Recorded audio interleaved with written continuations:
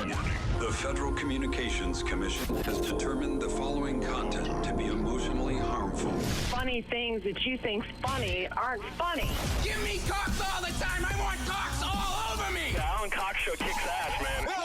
Welcome. Show me what you got. You're not going to see a lot of cocks on TV. Alan Cox from the Alan Cox Show. I don't know what it's about you, but I can't even stand your voice. I think you're the biggest asshole alive. It's going to be a great show. Let's kick it. I'll say kick it, and you'll just kick it with a tasty groove, okay? 1, 2, 3, kick it. Kick it. Come on. God damn it. Could you one time kick it? What the? Alan Cox. Here we go. He'll ad-lib. He'll be fine. It's the Alan Cox Show on 100.7 WMMS.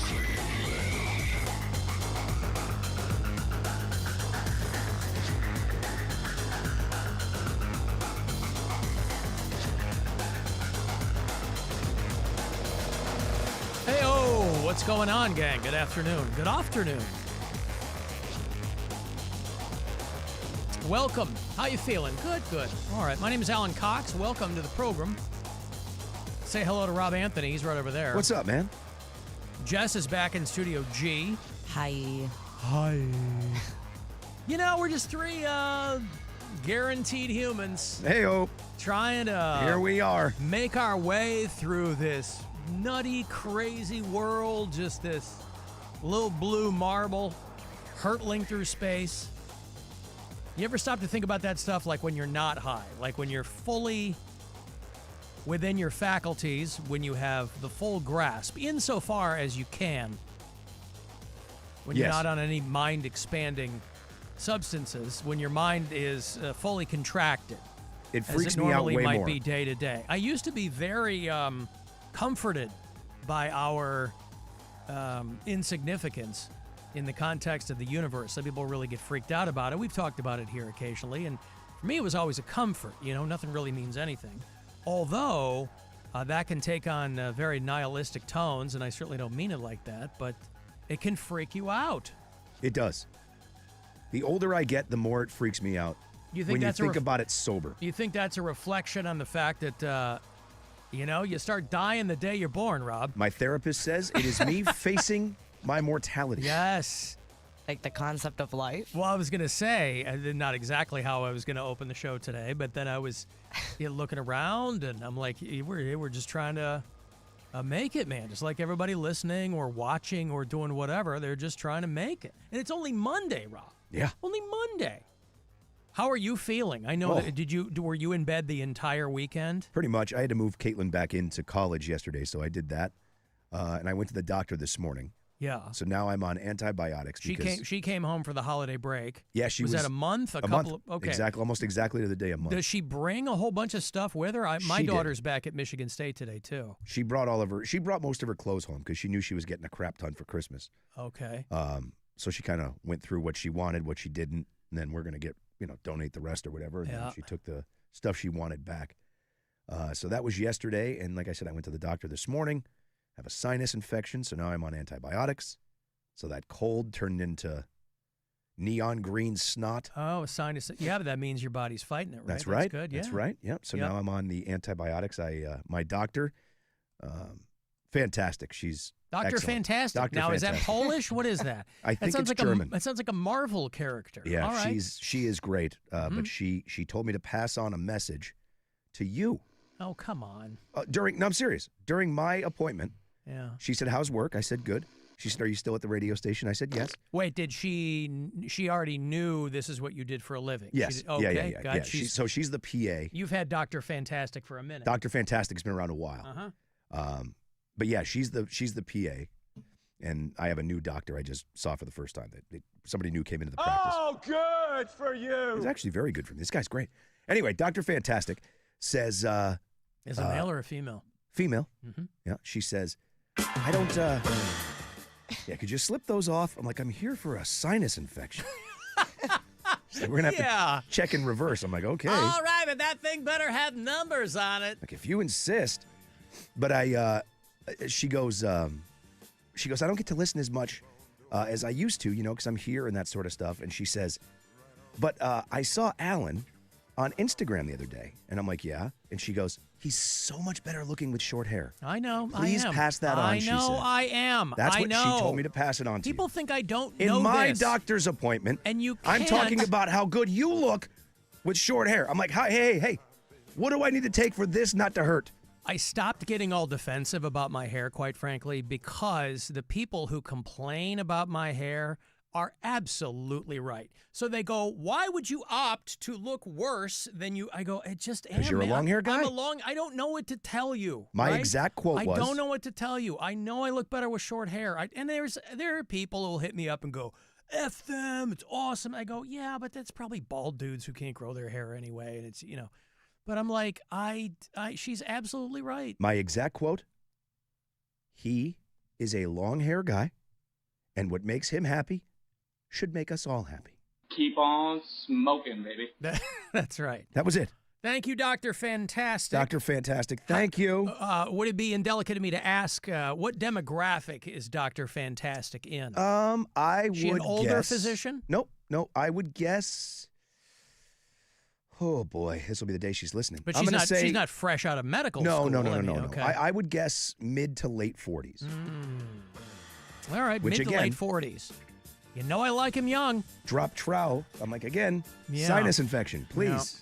Can you look up here? My eyes are up here, Dr. Fantastic. Please tell Alan. She probably saw the picture I posted with me and Fitzdog. I think that's what it was. Greg Fitzsimmons. Now, Greg Fitzsimmons is one of my favorite people, and as he's told me, I'm one of his. However, I'm always love when he comes in.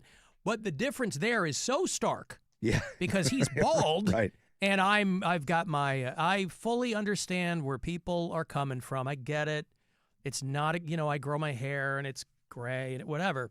It was just very funny that It's it was not a great look. I'm fully aware I look better with short hair. in my doctor's appointment. That's what I'm talking about. Yeah. Not how to get rid of this 8,000-pound head of mine. Okay, but what you should be doing with yours.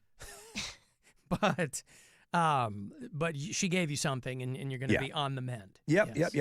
All right. I think I will be just fine. It's doxycycline. Yes. I'm allergic to amoxicillin. So is my daughter. So I have to take it, and this will just knock it out of me quick. So I'm hoping by tomorrow I'll start to really feel better. Mm-hmm. But I haven't slept. I just. It's been brutal. This turned into a nasty thing, man. And it's just a little cold. Doxycycline, Rob, not coincidentally, it's what they used to give people for syphilis, I believe. That's going to take care of that too. Right, because it was I'll a tell you what, 2-for-1. Last thing you want to do, you go blind, then you go mad. Yeah. If I see Rob walking around here bumping into stuff with his eyes wide open, then I start to get worried. she said, do you have anything else bothering you? And I said, well, I do have that pesky syphilis. Yes. She said, oh, you know what? Let's do the doxycycline. She was going to write me a script for something else, and she just combined them. She's like, you know what? This is a 2-for-1. I have just the thing. Yeah, just take care of that. Get rid of it. You'll be fine. Mm-hmm. All right, good. So then you're on that. You're on a script there, a little run of antibiotic. And Flonase. I'm using Flonase too, the Antonio steroid. Banderas bumblebee medication. Yes. Hey, that's Nasonex. That's Nasonex, not right? Yeah. Nasonex. Yeah, Flonase is the Flonase. over the counter now, but it's the steroid that opens everything up. There you go, Antonio Banderas. Oh man. Oh, would you like a bumblebee in your nose? All right, well, congratulations. Thank you. All right. And congratulations for taking up prime space in my appointment. Mm-hmm. Yeah, but you know what? It was just a passing comment on her part. Mm-hmm. She probably thought she would get a chuckle out of you. She probably didn't think that you would reflexively come to my defense. Well, of course I did. Well, I know, but I'm just saying she probably thought maybe it was a test to see if you would talk shrimp about me. Oh, this guy, Jesus Christ. Enough with the hair already. But, okay. No, I said he's a long hair guy. He's going to do what he wants. It's his hair. And if he's happy, we're all happy. Well, I wouldn't go that far, but... Areola. Oh, Doc. Yeah, listen, who knows? Who cares, right? Who cares? I'm in my DGAF era, Rob. Yeah. For you kids, I don't have to tell you all about that. Maybe Dr. Fantastic might need me to transcribe that for her, but it'll be okay. It'll be just fine. And for those asking, yes, Alan and I did compare notes before the show and both decided to wear green today. Oh, are we both wearing green? We're green? both wearing green. Okay, yes. Well, listen, it's that kind of day, right? That's right. It's already the 12th of January.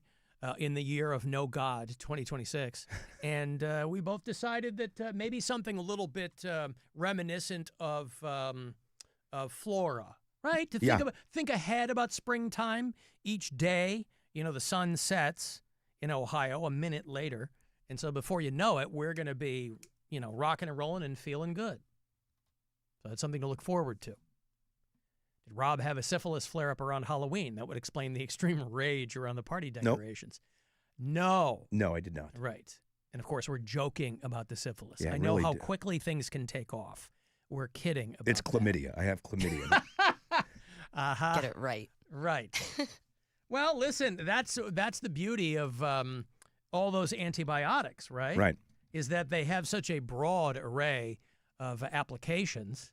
Yeah, I remember that when my kids used to watch that TV show when I was a kid, when they were kids. Hands. Well, that looks like fun. It is fun. You should try it, Levi. All right, I'll try it. How's it go? It goes like this. I've got the clap and I'm giving it to you. I've got the clap and I'm giving it to you. I've got the clap and I'm giving it to you. Who's got the clap? I do. Well, that looks like a lot of fun. I want the clap, too. And then they just pass the clap around to each other, Rob. Yep. They just, hey, we're having a good time. Kids learn a valuable lesson. More than just an earworm. Yeah. Hey, we're back on our bowl shrimp, by the way, with Buzzard Bookie. So listen for those keywords to grab $1,000 an hour. First one on this program is coming up around 2:30, and then 3:30, 4:30, 5:30 for the foreseeable future. Once we get into this, we do it for quite some time, so plenty of chances for you to win that next grand, like I said, coming up at 2:30. The Alan Cox Show. On our free iHeartRadio app and your favorite smart device. Just tell it to play the app.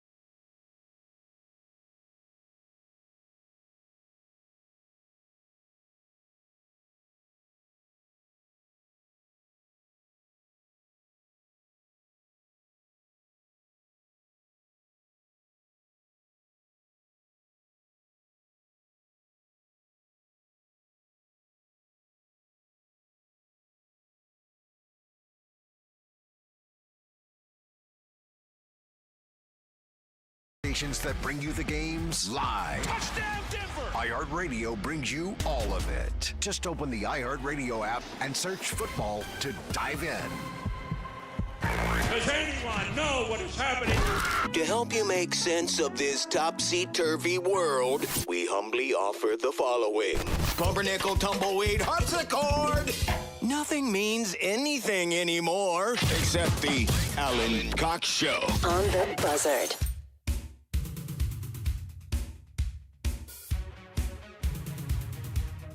Cavaliers go 1-up, 1-down against the Timberwolves. They get the win on Saturday. Played them in Minnesota. Thursday night lost there 146 to 134. I think that's one of their highest scoring games all season. They got 148. I went back and looked. They got 148 over the Wizards back in November. But other than that, pretty good showing. High scoring game all the way around. 146 to 134 was the final on Saturday night. Cavs are at home tonight. Oh, what a hive of activity downtown Cleveland will be now that the Utah Jazz have pulled up. And 7 o'clock is game time tonight, 6:30 pregame on WMMS. Of course, you can also listen on the iHeartRadio app. If you do listen on the app from out of state, tell me where you are. I'd like to know where people are. We have hundreds of people. I have this list that I can refer to when I'm calling people out. And it's like 8-point font, multiple pages of people who've hit me up over the years and said, hey, Brittany listens in Austin, Texas, right? Hey, I'm Paige. I listen in Lawrenceburg, Kentucky, and on and on and on. We have precisely two, bureau chiefs in the great state of Wyoming. That is a sparsely populated state. There's probably fewer people in Wyoming than in the state of Rhode Island. There are a little over 500,000 people in the entire state of Wyoming, and we have two bureau chiefs. We've got Sarah, who lives in Rawlins, and we've got Scott, who lives in Casper, Wyoming. They're a couple of hours away from each other. It's kind of the southeast part of the state. But it was Cotton Balls who got me turned on to the story out of Wyoming, and it's directly connected to a conversation that we had on this program a couple of weeks ago about on what you can be charged for being drunk with respect to vehicles. Now, in the state of Ohio, when you have OVIs, and I don't know how much of it legally is tied into the acronym, operating a vehicle while intoxicated. Now, they have broadened it to just about everything here in Ohio. If you are driving a lawnmower drunk, you can get a ticket. You can be on a bicycle drunk. I don't know where we landed on unicycles. I think somebody hit us up. That one was legal. It was a caller that hit us up and said that they, because I think even if you're law enforcement, you'd have to look at a drunk person on a unicycle and go, that person really knows what they're doing. I was going to say, you can't be that drunk if you're riding a unicycle. Right. They either really know how to handle their alcohol, they really know how to ride that unicycle, or a combination of both. But there is a state representative there in Casper, Wyoming, who wants to prevent DUI charges for people who are drunk on horseback. He's trying to turn the tide there. Because what the hell else are you doing in Wyoming, right? They want to keep people from being charged if they're drunk riding a horse, a mule, or a donkey. You imagine with everything going on in the world. But this is what I'm saying. If you're a state representative in Wyoming, you're not tackling the big issues. You don't have a hand. You got nothing to do with Venezuela. Well, find something bigger than that. It's Wyoming. Everybody's on a horse. Well, I was sitting here at my desk, and I was like, you know what? I'm going to do something for the fine people of Wyoming. I'm going to introduce legislature that says next time I get drunk and pulled over on my horse, I can't be charged. Although this is what state reps in any state do. We're always reading dumb crap from Columbus, right? About they want to make sure that some esoteric thing that probably only affects a handful of people. But again, these people aren't doing anything else. I guess. That seems like the time for that may not be now. A lot of people, Rob, if not now, when? For the people in the great state of Wyoming. Okay, that's fair. Never mind. I'm wrong. In the immortal words of one Zach De La Roca, it's got to start somewhere. It's got to start sometime. What better place than here? What better time than now? Here's a photo of some people there in Wyoming. And they're in the McDonald's drive-thru, all 4 of them on horseback.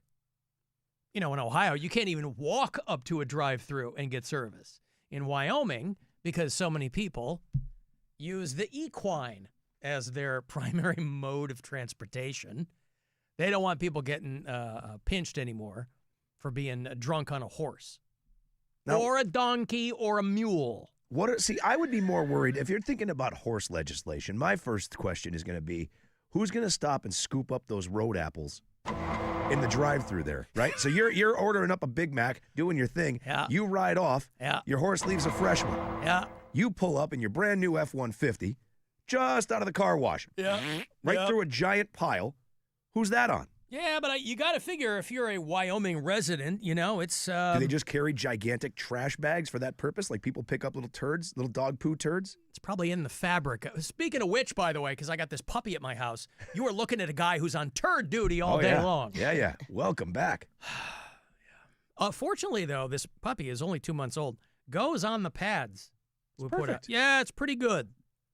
Other than that, it's... And at this age, they're tiny little Tootsie Roll you pick up. Well, I wish it was more solid. Well, that's the puppy. It's still yellow. A little stinky yellow Well, turd. also, because my daughter was like, she's so quiet. When I go, well, she's not going to make a lot of noise. And then I thought about it, and I was like, would it be better if a dog was making a lot of noise when it was going to the bathroom? If it was like, in the other room, you just hear like, like a person. Would that be better to get that signal, or would it be so unsettling? I think it'd be better because then you would know. There'd be no getting away with it. It's like when you hear him puke. Yeah. You just jump up and run. It'd be the same thing with the poops. Be in there. There is no more terrifying sound in the middle of the night than to None. be awakened by a dog that is beginning to vomit. No, and it's always that same set. Yep. You'll be in a deep, Ambien edible, pick your poison induced sleep, and you will sit bolt upright if you hear an animal in your house doing that. And it's even but well before the hork. You hear the yeah. Uh-oh. And then you're like, oh, we're on the clock. And you got to jump up and be like, don't do it on the side. Let me see if I can get, our dog, before we murdered her professionally, Rob. Yeah. That's what Tom in Canton likes to refer to. He doesn't like saying we put our dog to sleep. Before we had her professionally murdered before Thanksgiving. Yeah, that's right. She was getting on in years, but she wasn't prone to that kind of stuff. She wasn't like randomly vomiting. She was just a little bit slower, Yeah. But she wasn't. She hadn't lost control of her faculties or anything like that. No, dogs just puke sometimes. It doesn't have to be something wrong with them. It's normal. Had too much grass or something. They just puke. Yeah. Anywho. So a representative from Casper, Wyoming, we've got a bureau chief out there, wants to stop people from getting charged with drunk driving. Now, here's the thing. The guy who I guess has a part in this is like a defense attorney who specializes in DUI cases. Like, that's his bread and butter. You don't want them making it legal. He wants that kind of stuff to stay illegal, doesn't he? Don't you want to go and, if people aren't getting pinched anymore, you can have tumbleweeds going through your office. Or literally, because it's drunk. Wyoming. This guy's just drunk on horseback all the time. That's why he wants it. Yeah. Now, here's my question. Would you still get a ticket for being drunk on horse front?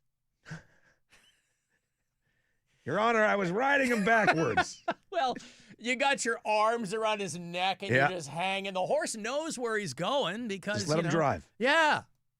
Your Honor, I think I found a legal loophole. I wasn't on horseback. I was hanging on horse front. I was like a human feed bag, Your Honor. Yes. Where's the legal loophole located? It's right around the back. So, they're trying to, they can't figure out why this guy, and again, this goes back to my point where these state representatives in just about every state, they don't have much to do. They're trying to figure out why this guy introduced this, since no one could recall when anyone had ever been charged for getting a DUI on a horse. If the Wyoming legislature passes this, it would become law on July the 1st. Oh, just in time for the 250th anniversary of America. No one's getting DUIs on horses this year. Thanks a lot, Obama. Just in time for the 4th of July when people are going to party, they want to make it illegal to be drunk on horseback. That's just how white folks will do you. Hey, I've got money for you. We're back on it. About 30 past every hour most of the day. 5:30 being the last one you'll get day-to-day here. It's $1,000 from the Buzzard Bookie. The caveat here is don't text me in here with this. Listen to how they tell you to do it because sometimes it is different. But I'll always see people texting me the word in here, and I don't want you to waste it. So good luck. This is your chance to bet with the Buzzard Bookie and win $1,000 now. Enter this nationwide keyword at WMMS.com. Bank. That's bank. Enter it now at WMMS.com.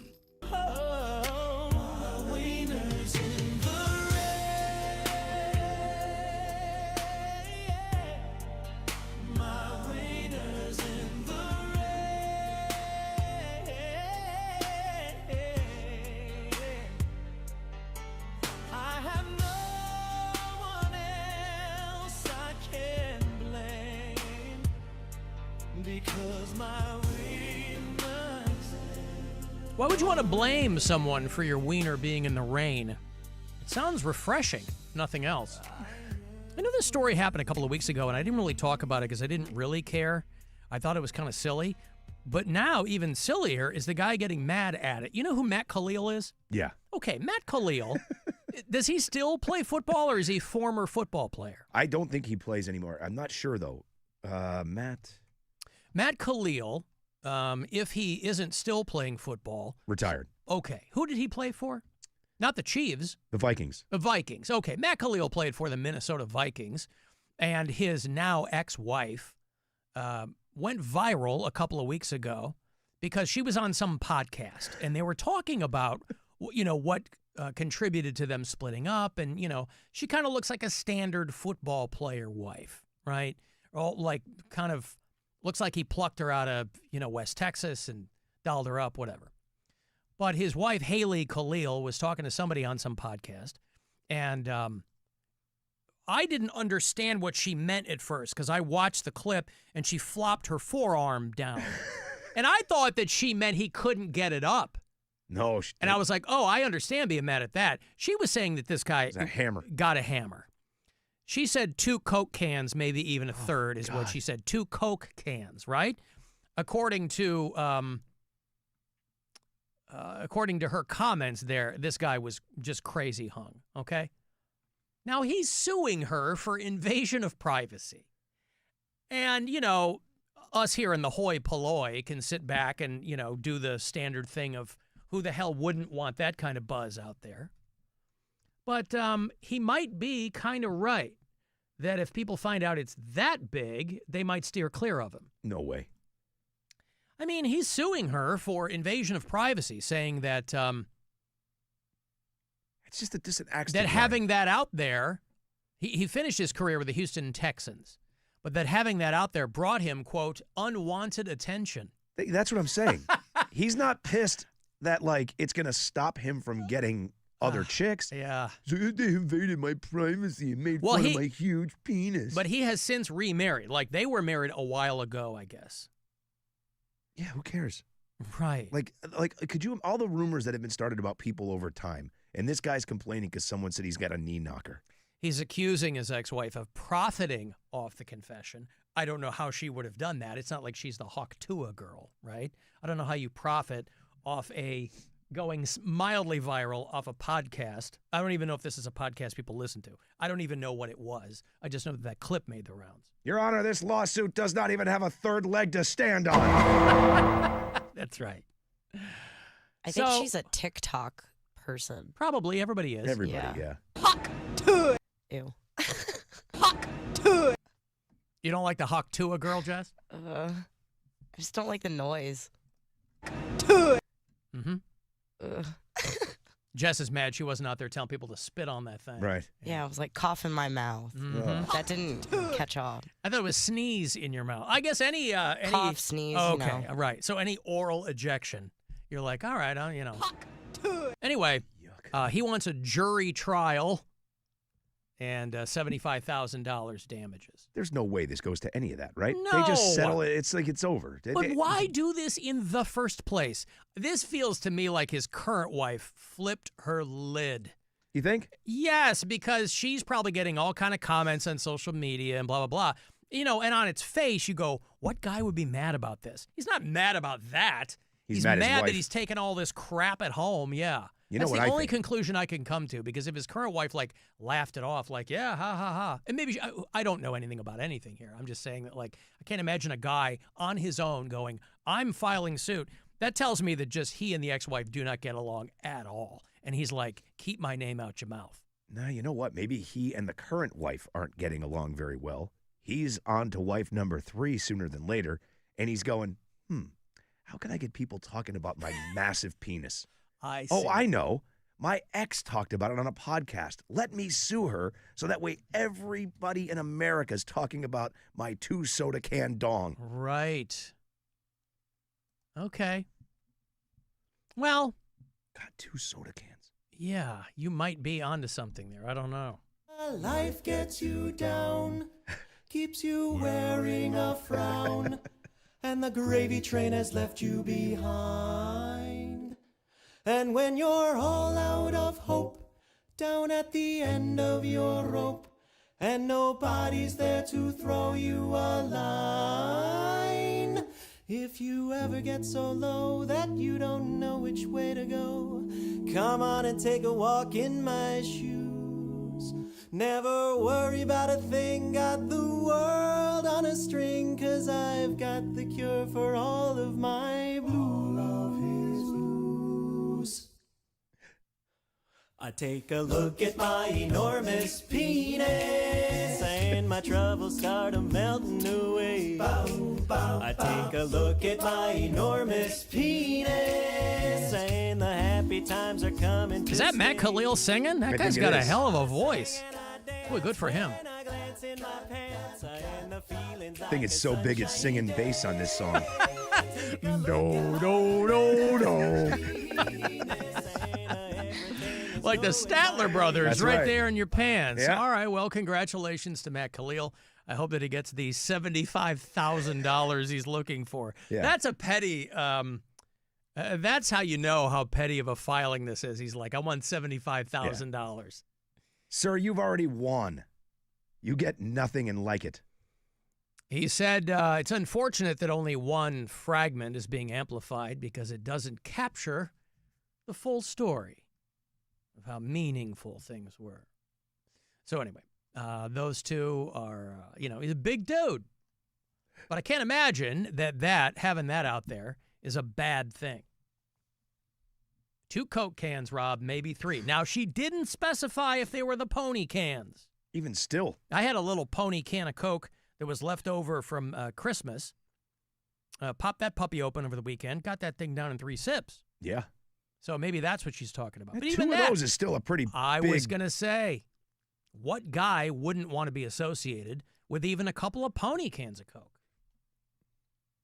So we'll see what happens there. I don't know. I would love I think it's for funny someone that to he come thinks, out and do that to me. I think it's funny that he thinks she got rich off of that little clip of the podcast there. She's monetized my giant genitalia. Yeah. Has she? Well, let's see if we can get that going, Rob. Be the greatest thing in the world. Yeah. Hey, Rob, that guy on the Alan Cox Show, yeah, I dated him in high school. He's got a knee knocker. I would put that girl on I'd buy billboards. I would rent a space everywhere I possibly could. Be like, I don't know what me? I didn't rent those billboards. She's a pain in the ass. Tell everybody. Go on another show and tell them. Hey, guys, it's Rob Anthony. Is there any way that if I want to buy a bunch of billboards, is there a way that we can hang them vertically? Yeah. Instead of horizontally? In a long censored bar. Yes.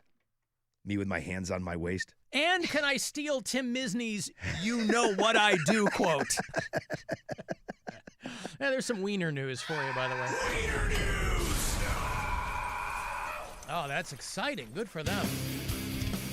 Hey, you remember Acid Bath? These guys were around in the early 90s and then broke up relatively quickly.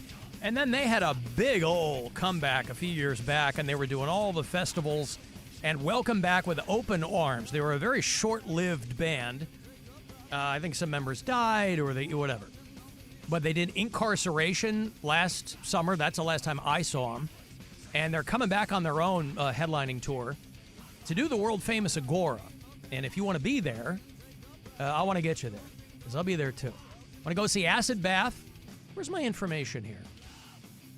Rob. Oh, there it is. I got it. Yeah. Oh, you got it? It's Friday, March 13th. Friday the 13th. Nice. With Midnight from Cleveland, Ohio. Amigo the Devil. Wow, remember them? And Cleveland's own Nun Slaughter, who were just fresh off Chimera Christmas, I think. Anyway, AXS.com for all the details. 2 hours to midnight presents, Rob, our Saturday night metal show. Acid Bath, your headliner. Tickets for you about this time all week. So you want to grab this first pair, it'd be caller number 10. Good luck. 216-578-1007 or 800-348-1007. The Alan Cox Show on 100.7.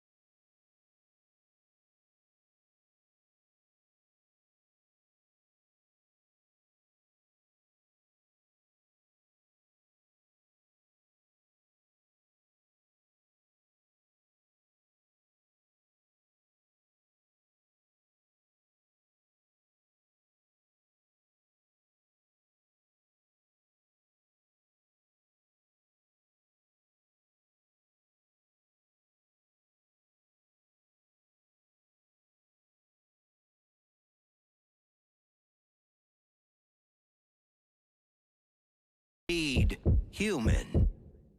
Call the Alan Cox Show. Cox. Cox. Is that with an X? Yes. 216-578-1007 or 1-800-348-1007.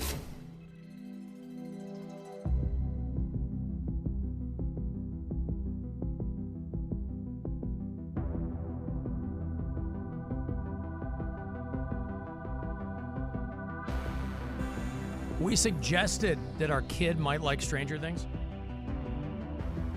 because we're like always looking for like some new show that she might like that's not Bob's Burgers. That's always like her go-to, you know. And you know, Stranger Things is I think this last season ended, but I watched the first. I'd seen all the other seasons, and I think there's no better example of a show with diminishing returns, quite frankly, than Stranger Things. But okay. Still remains wildly popular, and people who are into it are way into it. And so I watched the very first episode when it dropped. I think maybe Thanksgiving. They dropped them at specific times. You know, there was a couple on Christmas, I think. Whenever that first episode of the last season dropped, I watched because I was like, I don't think I really care anymore, but I'm going to watch this because they might hook me. And I said, nope. I finished that first one. I said, I'm out. I don't care. And then it was suggested to my daughter, hey, maybe you'll like Stranger Things. But a lot of times she'll watch something and it just won't hold her interest. She'll go, no. Well, she's fully into Stranger Things now. Really? Loves it. So we just finished the first season. I forgot how cheesy that show is. I mean, the first season was, 10 years ago? I mean, obviously everybody's making the same joke. These kids are all like 30 now. But, so I guess I didn't recall how, I was like, wow. And we had a running joke on the show here. It'll come up from time to time where I use the quote, I prefer hot kids, which of course sounds terrible out of context. But all I was saying at the time is when in the initial blush of Stranger Things, when it became clear this was going to be like some kind of pop culture phenomenon, I just made the point that I think that anything that's presented to you any actor should be telegenic is all I was saying. And kids are no different. This isn't the BBC where they just grab people who look like they were just walking by and throw them on camera. Like, if you expect me to watch a show, you know, I want people who are visually pleasant. And none of those kids were. I mean, there's a reason that Millie Bobby Brown was the breakout star. She was the only female kid, obviously, but she's also a lovely young woman and blah, blah, blah. But all the other dudes in that show, very, very unpleasant to look at. And it hasn't gotten any better as they've gotten older.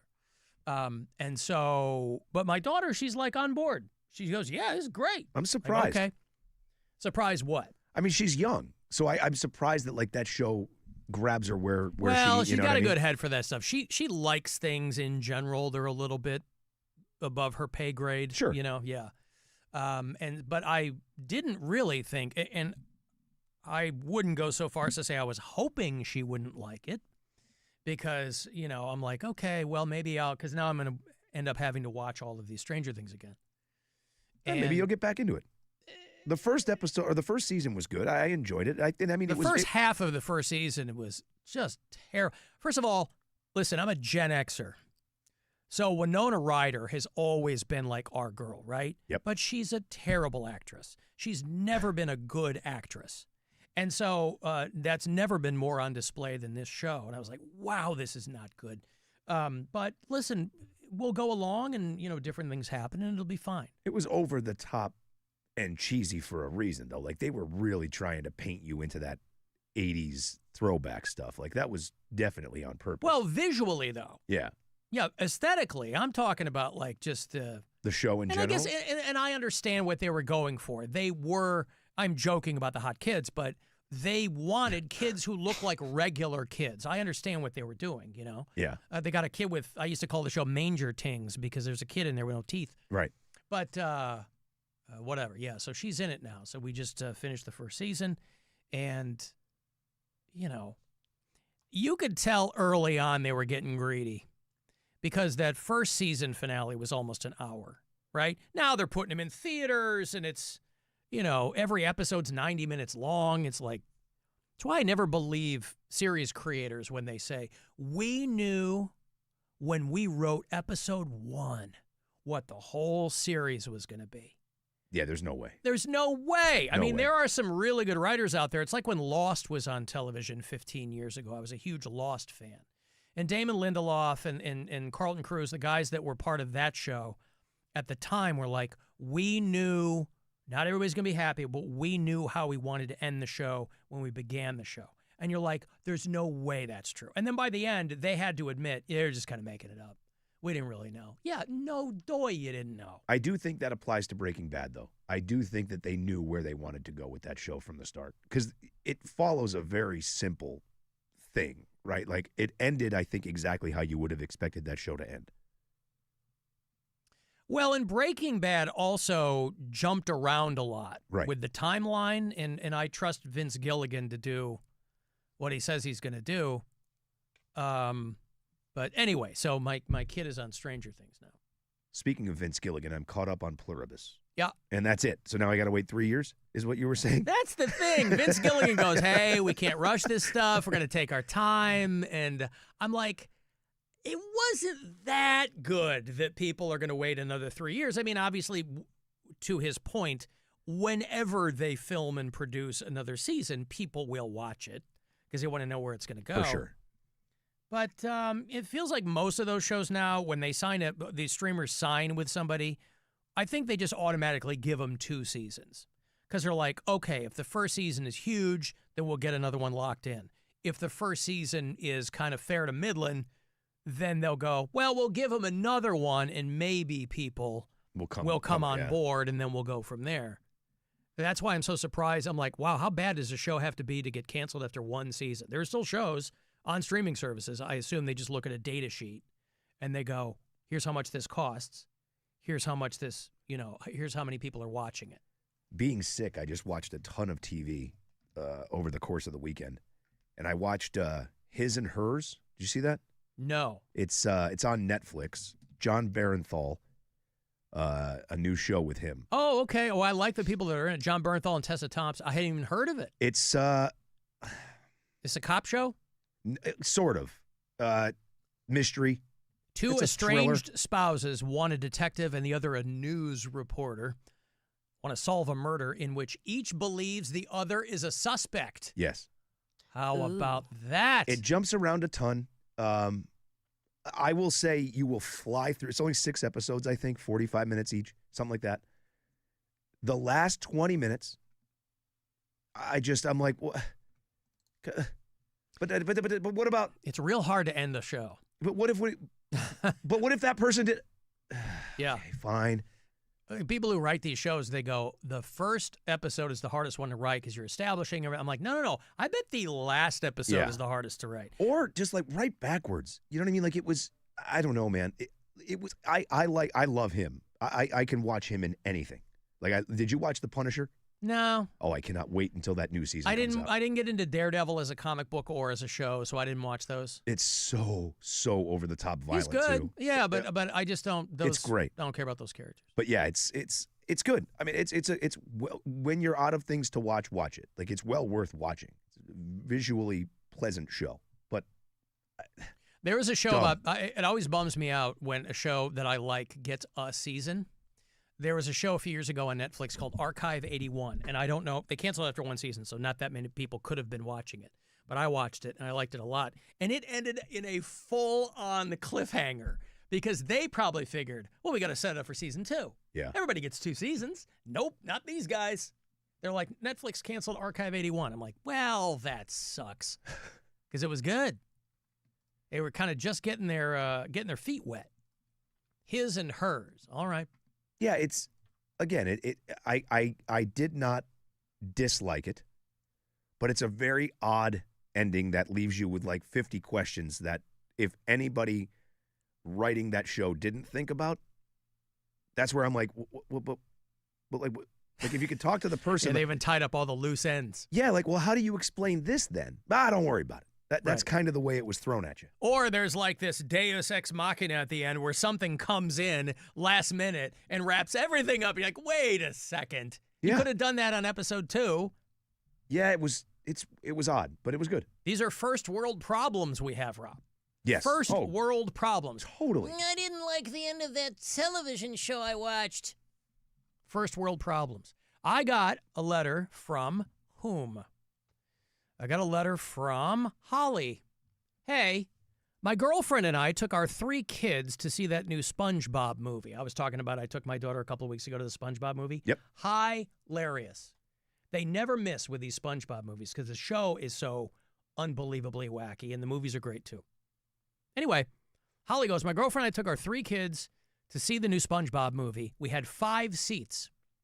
Her and a girl, 3 kids.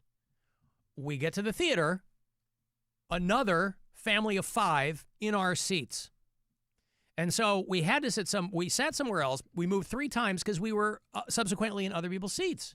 Some people nice about it, some other people not so much. My question is, does it matter where you sit? Should we have just told her? And I told her, you should absolutely have told them to get up. Of course. Seats are all assigned now. Yes. No one is confused about where they sit. Especially if someone else is like asking you to move out of their seats when you're in, you know? Well, yeah, she's like, I wasn't trying to make a big deal, but it was kind of embarrassing to have to keep moving.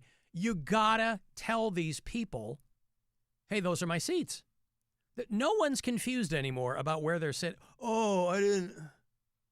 You know, it's like when somebody tries to sneak down to the baseball game. But movies, like, you specifically picked your seats. You know those aren't where you're sitting. I can't believe people still do that. I run into that all the time. You walk up there, there's people in your seats. Get out of my seats. Oh, I think these are ours. No, they're not. Look at the thing on my phone. E910. That's me. Let me see your phone. Oh, Yeah, I would have kicked him out. Of course. I don't like making a scene either. But come on. When you get to the point where, like, you just keep moving around and then other people walk up, hey, those are our seats. And it's not like you and a pal. It's 5 people. Hey, guys. Because after a while, you're not going to have 5 seats. Keep moving around. So, listen. Cooler Holly sounds nice. Cooler heads might prevail. But if somebody's in your seats, you get the hell out of there. Yeah, I mean, it's not, you're not attacking someone. You're just letting them know, hey, you know, you need to move. Thank you. This is why they have assigned seats now. Yeah, I purchased these in advance. This is where I sit. Yes. You don't. Back row center. Thank you. It's where I sit. This is where I sit. Just in case, because I'm fortunate to have a public platform. If you ever see me at the movies and you're sitting in my seats, I'm going to tell you to get out. Yeah. Because you know those are my seats. It's different Back if you're row in, center. But if you're in a giant, stadium, if you're, and it's not going to be a sellout and someone's sitting in your seats and you can sit in the 3 seats next to them or the 4 seats behind them, not a big deal. No, if you're in a 20,000 seat arena. Right. I wouldn't say anything there. But in a movie theater where it's already limited, yeah, get out. It's my seat. Leave. Get out! Get out, Alan! Get out! Unless the people look stinky. Then you don't want to. Like, if they're already comfortable, then you'd be like, yeah, all right, you keep your stink in that seat. Go outside, nerd. Get out. Go. I'll take the last 2 seats in the front row looking straight up in the air. Thank you. Yeah. Over sitting in your filth. Well, and I think just inferring Holly's tone there, she didn't want to put anybody out. But A, they've already put you out. B, unless somebody has just sat down in your seats, everybody's already all reclined, right? Yep. I think that is what gets somebody like Holly to be like, well, I don't want to make a whole big thing because everybody's got to watch a movie now like they're at home. You put the recliner back, the whole thing. I don't recline my seat all the way back, Rob. I don't do it. I go about 3/4. I try to be attentive to the film that I've paid for. I need to be laying down. Oh, you don't recline at all? Do that at home. Well, it's not that I don't recline at all. A little bit. You don't need to be all the way. You don't need to be laying. No. People get in there. They recline all the way back. Yeah, I don't need that. Oh, come on. That gets in the way of trying to eat some popcorn.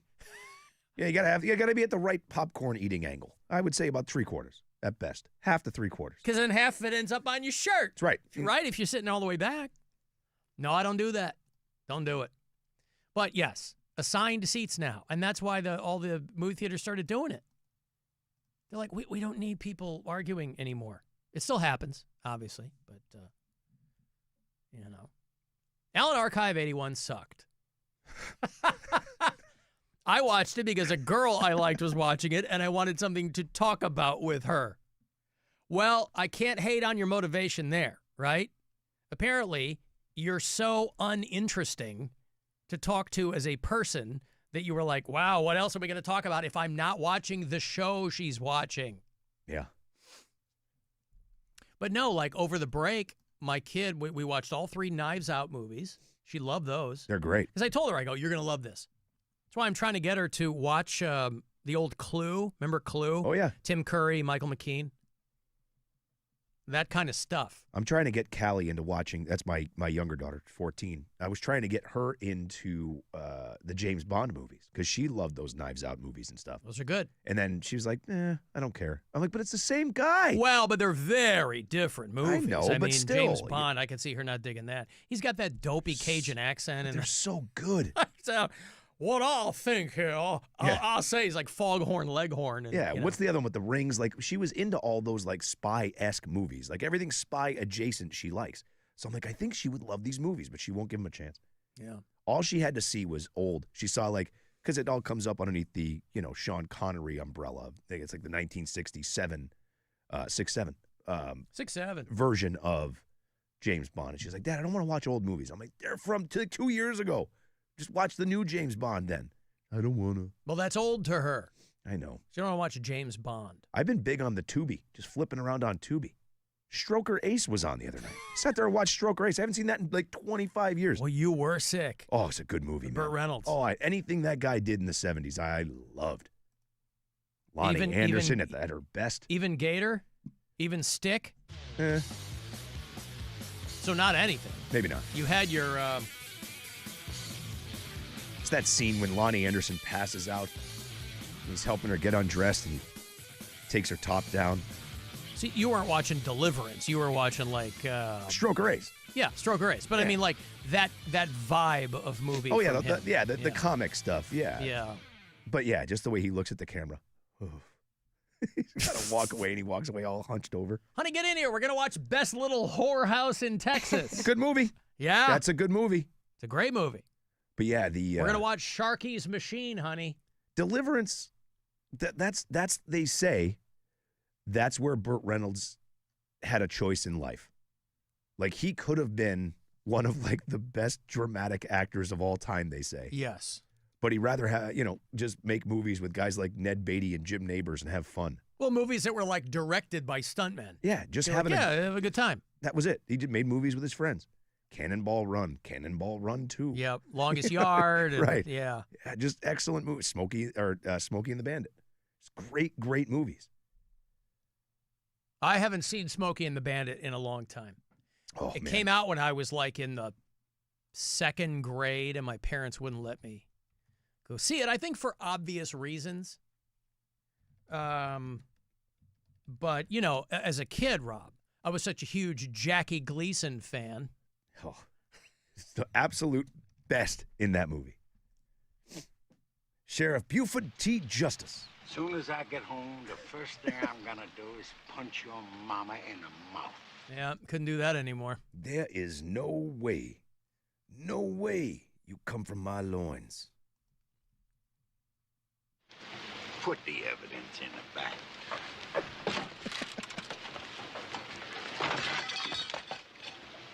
There's no way that you could come from my loins. Soon as I get home, the first thing I'm gonna do is punch your mama in the mouth. Mm-hmm. Put the evidence in the car, Junior. He throws a car door in the back seat. And he's sitting in front of him. Put the evidence in the car, Junior. You did that on purpose, you son bitch. I wonder if Jackie Gleason owed the IRS.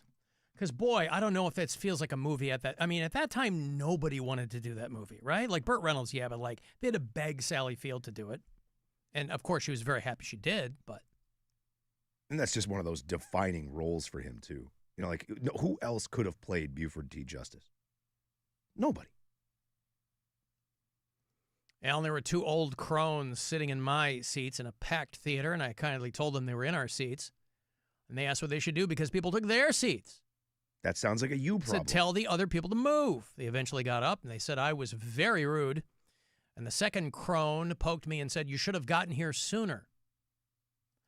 Now, there are theaters still that don't assign seats. Not many. All the chains do, though. But if you walk up and you go, you're in our seats, that means they're assigned. Correct. Yeah. And if you get there halfway through the movie, who cares? Still my seat. I paid for it. Move, bitch. Hey, Luda said it. Yeah. Right? Move, bitch. Get out the way. Get out the way. Now, if you walked in whistling to the theater. That's how I would have walked up to that woman. Yeah. Ron and Willoughby, I was in a theater recently, and I couldn't figure out how two couples had the same seats. We thought the theater screwed it up until I realized I was in the wrong theater. There's always an explanation. Yeah, that's only happened to me one time years ago where I walked into a movie theater not realizing that it was the wrong theater. It wasn't even a seat issue. You're sitting through the commercials and the trailers and everything else, and then the movie finally stops. You've already wasted a half an hour in there. And I don't remember what movie I was going to. It was like Alien Covenant or something. And it was clearly like a kid's movie or a rom-com or something that was starting. I did it once at a concert, and I was convinced I was in the right seats. At a concert? Yeah. Wow. Yeah. I'm like, I am in the right seat. Look, 222, row A, seats 1 and 2. And they're like, this is 223. And I went, oh, I'll be over here. You were indignant, too, right? I there's really nothing worse than digging worst. in your heels, and then you realize you're the douche. Yeah. Oh, yeah. I was totally the douche. So I was like, can I get you a beer? I'm sorry. And I did. I bought them beers because I felt bad. Poured it right on his head. And I was a dick. Wow. Yeah. No, these are my suits. It Oh, clearly I'm so says. sorry. Oh, shoot. Oh, my God. 123, eh? Hey, how do you feel about Italian heavy metal? Love it. Lacuna Coil, Christina Scabbia, fronting the band still after these many years. On the Sleepless Empire tour, Lacuna Coil is your headliner with Escape the Fate and Vows. It's a good lineup. It's going to happen end of March at the Globe Iron, that new venue down there in the Flats. It's a Friday night. Should be an interesting show. AXS.com for the details. You want to go? I'll be caller 10, and these are yours. 2 for Lacuna Coil. Good luck. 216-578-1007 to win, or 800-348-1007. It's the Alan Cox Show. Everywhere on our free iHeartRadio app or whatever smart device you have. Just tell me to play the Alan Cox Show on iHeartRadio. iHeartRadio Alter Ego 2026, presented by Capital One. Alter Ego, are you ready? Is this Saturday. We take you inside the LA Forum with our Alter Ego live broadcast. Featuring... Hey, Billy Joe from Green Day here. This is Matt from Cage the Elephant. Ain't no rest for the wicked. Tyler from 21 Pilots. Jacob from Sublime. I don't wanna be your man no more. Hey, what's up? This is Benji Madden from Good Charlotte. Mount Joy. Yo, what's up? This is Dawson from Almost Monday. And Gigi Perez. Experience the kind of biggest alt rock show on the planet. Listen on the free iHeart app's alternative radio station this Saturday starting at 10 p.m. Capital One is the proud presenting partner of Alter Ego, bringing great products, rewards, and services to its customers. What's in your wallet? Sunny but windy this afternoon, a high of 38. Partly cloudy tonight, down to 29. Partly sunny tomorrow, slight chance of rain. High tomorrow, about 44. This report is sponsored by iHeartAdvertising.com. Run a business and not thinking about radio? Think again, because people are listening to radio more today than they did 20 years ago. And only iHeartRadio connects with more Americans than TV, digital, even social. Learn how radio can help your business. Call 844-844-iHeart. Your one stop for advertising? Call 844-844-iHeart. Running a business means wearing multiple hats. So if you're like me, you probably started out using your personal phone, taking client calls and texts nonstop. As my business grew, I needed something smarter. That's when I switched to Quo, the #1 business phone system. Quo works right on your phone or computer. No carrying 2 phones, no clunky landline, just one easy app you can try for free. Your team can share one number and handle calls and texts together like a shared inbox. Any teammate can jump into the conversation, so customers get faster responses. And Quo's AI assistant summarizes your calls and responds to customers 24/7, so you never miss a lead or opportunity. All this starts at just $15 a month. That's basically 2 coffees. You can even keep your current business phone number. Find out why 90,000 businesses trust Quo. No missed calls, no missed customers. Try Quo for free at quo.com/rock. That's quo.com/rock to try Quo free. QUO.com/ROCK. You like saving money, right? We all do. That's why Allstate just lowered the price of car insurance. Not, but wait, there's a catch. Lower. Actually lower. So if you're shopping around or just want to see how much you could save, check Allstate first for a new lower auto rate that could save you hundreds. You're in good hands with Allstate. Not available in every state. Only applicable for new auto insurance business. Rates will vary by several factors, including how you purchase the policy. Potential savings vary. Allstate North American Insurance Company and affiliates, Northbrook, Illinois. Hey, it's Charlie here for Mr. Electric. Electricians in Northeast Ohio, listen up. Are you ready to finally feel valued? At Mr. Electric, you'll get the support, culture, and work-life balance you've been looking for, and benefits that start on day one with a $5,000 sign-on bonus. If you've got 2 to 5 years of residential experience and love working with customers, Mr. Electric wants to talk. Don't settle. Level up your career with a company that invests in you from day one. Apply now at jobs.mrelectric.com. That's jobs.mrelectric.com. Kia of Streetsboro. 99 cents get you driving. Kia of Streetsboro. 99 cents down. Kia of Streetsboro. Stop in and see how much you'll save. Kia of Streetsboro. Kia of Streetsboro.com. It's time to warm up those buns with a new Kia from Kia of Streetsboro. Features like heated seats and heated steering wheel will keep you warm all winter long. Get the hottest deals right now on any new Kia in stock at Kia of Streetsboro. Take advantage of their low down payments and monthly payments with interest rates as low as 0%. These are the kind of blazing low prices you have to see to believe. Plus, burn those prices even lower when you trade in your current ride. So warm up those buns and cruise around in your brand new Kia. It's winter warmer days at Kia of Streetsboro. Seize the road at Kia of Streetsboro or KiaofStreetsboro.com, where the thrill begins. Kia of Streetsboro. Kia of Streetsboro.com. See dealer for details. Expires 1/31/26.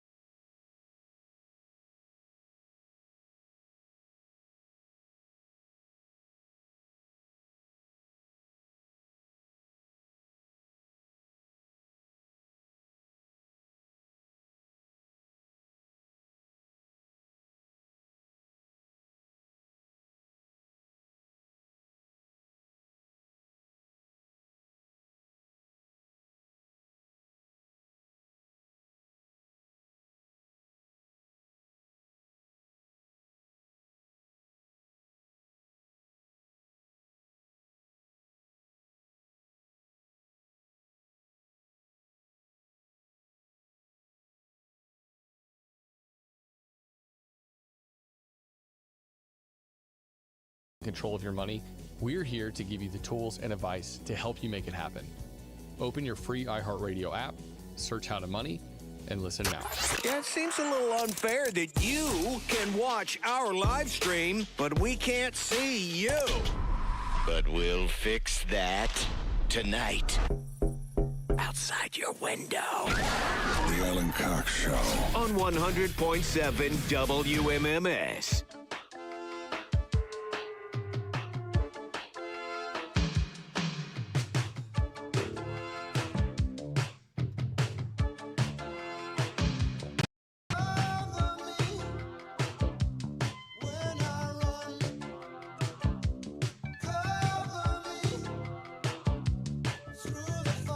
Was it Ozzy that covered this years ago?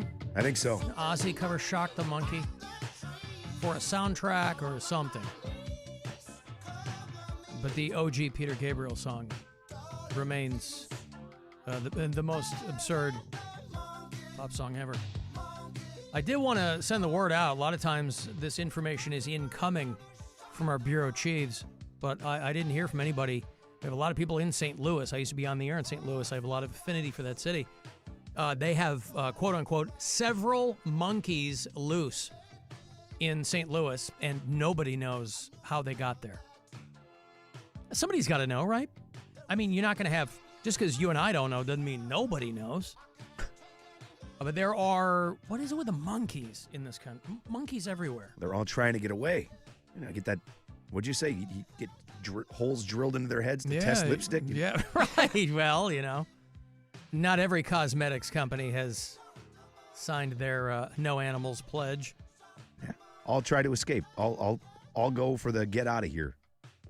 Several monkeys confirmed by various sources to be loose throughout the city of St. Louis, and they still do not know where they came from or who owns them.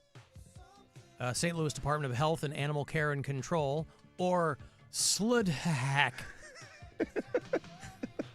confirmed that multiple monkeys running throughout, although they don't have an exact number of escaped primates. What was the last monkey story? When that truck crashed? Yeah. And they thought they were lab monkeys, but they said, well, no, they're not. Well, they're not infected lab monkeys. Yeah, they thought they had syphilis or something like that. Just what they want us to think. And then people started shooting them. Blasting them out of trees. Yeah. Shooting them in the backyard. Spanking them. Spanking the monkeys. Listen, man, if you see, I know you and I were at loggerheads over the escaped monkey situation, but you thought that the people shot first and asked questions later. Yes. And you didn't care for that. I'm like, No. if I see a monkey in my backyard, yeah, I'm going to light it up. You walk into your front yard and close the door. I'm going to light it up. You know, what the hell is that monkey doing here? No, you wouldn't. I would. Yeah, shoot the poor thing. Poor thing. I don't know what it's got. Who cares what it's got? Call the authorities. They'll figure it out. Yeah. Well, I do both. Shoot it and then call the authorities? I would. I just shot a monkey. Hey, there's a dead monkey in my front yard, man. How did it die? I shot it. I'm out here in St. Louis County, and I shot it. Sir, you could have called us first. We would have come out and taken care of it for you. I could have. They put me on hold. All right, we're coming out to pick it up. Don't shoot us. Are you dressed like a monkey? We are, actually. All right, well, then just tread lightly. It's Monkey Costume Monday. That's right. My house is the one with the sign that says, never mind the gun, beware of wife. We figured, sir. Thank you. I love those folksy signs people put up. Beware of wife. Never mind the dog, beware of wife. The drawing of a guy pointing a revolver at you, you know. If I wanted your opinion, I'd give it to you. Uh-huh. Like the novelty T-shirts. Anyway, loose monkeys all throughout St. Louis. And trying to figure out now, this story might have been updated in the last few minutes, maybe when we went to break, but these are not tiny monkeys. Here's a couple of them just running through the city. Yeah. You know, these are like waist-high monkeys. The authorities have not identified any facility or legal owner connected to the animals. Maybe it's like a home zoo. That could be it, too. What kind of monkeys are these? There's always macaque. Are they? I don't know. Oh, I'm sorry, vervet monkeys. They all kind of have similar looks to them, you know? They're also known as green monkeys. I like that they point out that this species is not native to Missouri. Yeah, thank you. Oh, it's not? It's not. Oh, okay, yeah. Appreciate that. These are not homegrown monkeys. How did they get from the sub-Saharan plain to Missouri? On Delta. The St. Louis Zoo confirmed that they had nothing to do with it. They were just there to identify. They had nothing to do with it. Obviously, St. Louis residents expressed concern after learning that the animals were loose. Well, that's good. Nobody in St. Louis has guns. Anywho, the city said, hey, don't approach the monkeys if spotted. What if they're not spotted? It's just solid colors. What if they have stripes?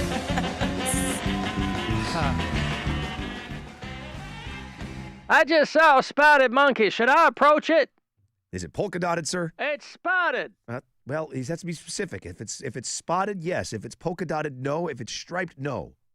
Remember what I said last time when I called. Don't mind the dog. Beware of wife. Wife.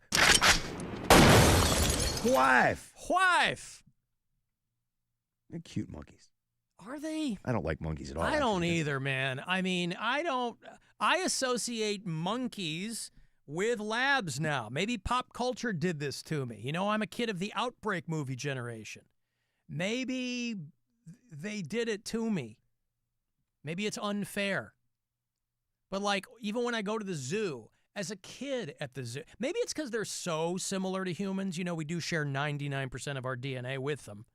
It just goes to show you what heavy lifting that last 1%'s doing. But even as a kid, I couldn't care less about the monkeys at the zoo. Oh, yeah, they're in the tree. Hey, they're flinging their poop. Yeah, it used to just piss me off. Like the chimps were the ones that annoyed me. Like when people like put them in diapers and stuff. Like stop it. They're not people. Just let it. It's gonna throw crap. It's gonna do its thing. Stop it. Leave it alone. I remember when I was a kid, the Lincoln Park Zoo. There was like a tourist or somebody who got hurt because this monkey had hurled like a piece of rock over the fence. Yeah.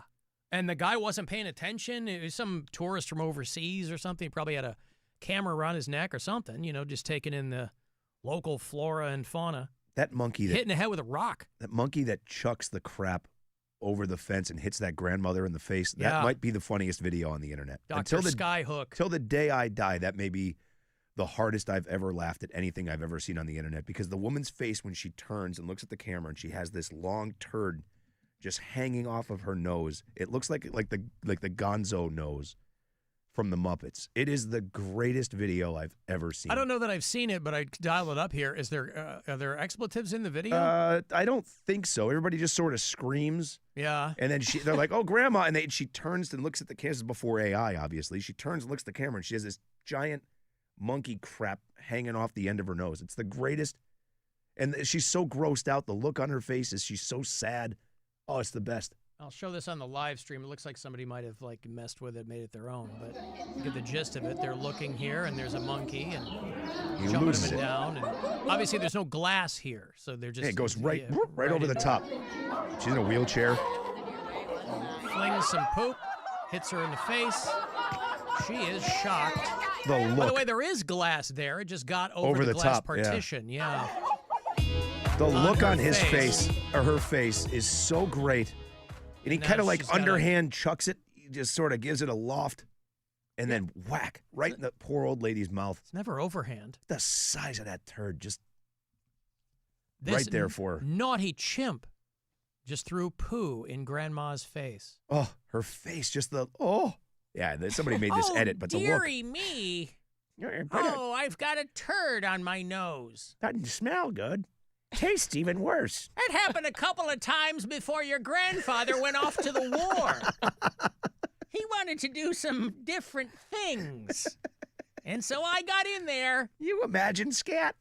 Fortunately, he died at Iwo Jima. And I never had to put up with that again. Until now. Maybe this monkey is a reincarnation of your grandfather. Chester, I'll get you. Yeah, she wasn't shocked with poop on her face. She was shocked that it happened again. Yeah. Again. I got money here for you. It is $1,000. We're back on it. A grand courtesy of the Buzzard Bookie. Somebody wins every single time. I hope it's you. Good luck. This is your chance to bet with the Buzzard Bookie and win $1,000 now. Enter this nationwide keyword at WMMS.com. Check. That's check. Enter it now at WMMS.com.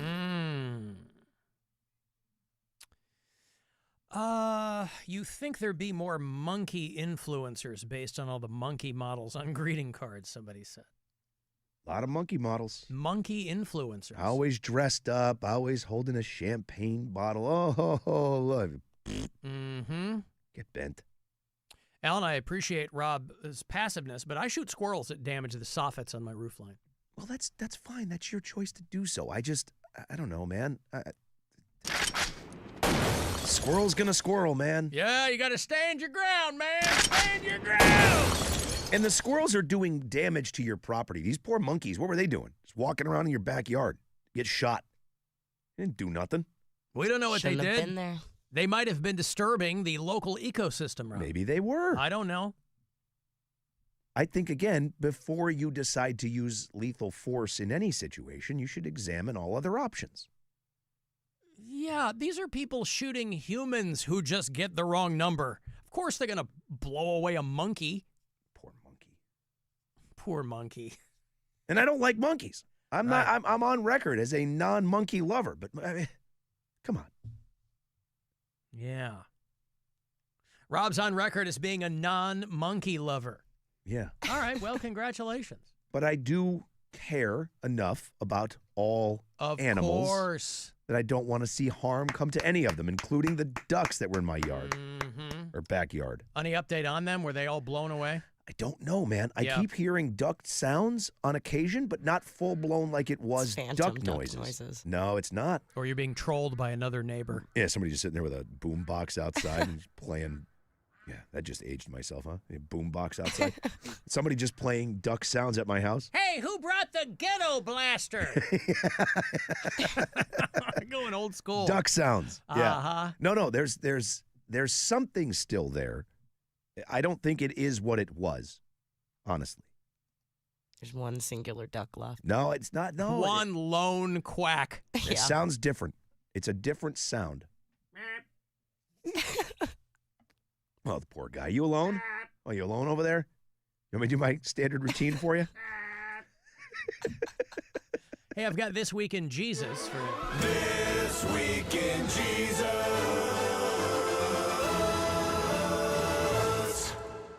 You know, you can bet on anything now. DJ Jake C and I were going back and forth a little bit because I've been dicking around with this Kalshi app. We talked about this briefly, where you can just bet on all kinds of things, prop bets on cultural things, and made about I dropped a $5 bet late last week that Missouri would come back from way down and beat Kansas, and that $5 got me $120 back. Oh, wow. Because they came back and did it. And you can, or Kentucky, I think is who they beat, but they came from behind to beat Kentucky. Well, you can place prop bets on anything now, and there are people doing just that, on whether or not Jesus is coming back this year. Now, we are 0 for 2,000 on the years, the second coming of Christ. Now, this, obviously, is contingent on you believing in Jesus. Now, I'm not somebody who does. Doesn't mean that I can't, I shouldn't say I don't believe in Jesus. I don't believe in God. Doesn't mean you can't bet on it, right? Dropping money on a prop bet on whether or not 2026 will be the second coming of Christ. Rob, this is a literal return on investment. Yeah.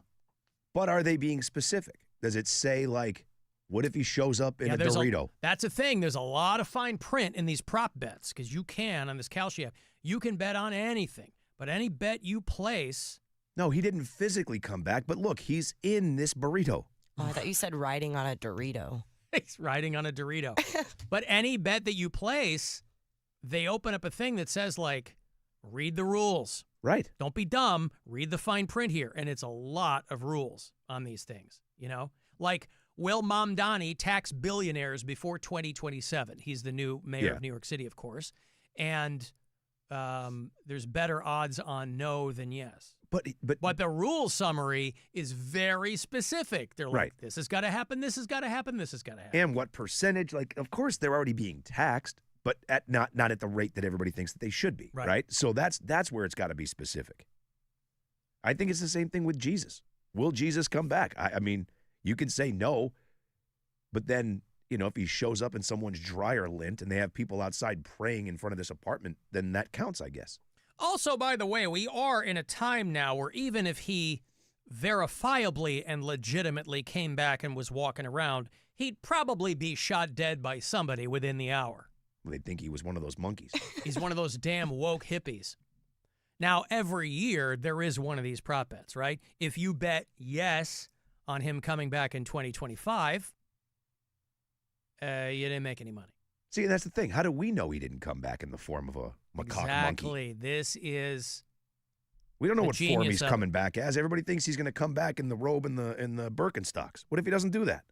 First couple of days of January have seen about $3 million on this particular platform in betting that JC would come back in 2026.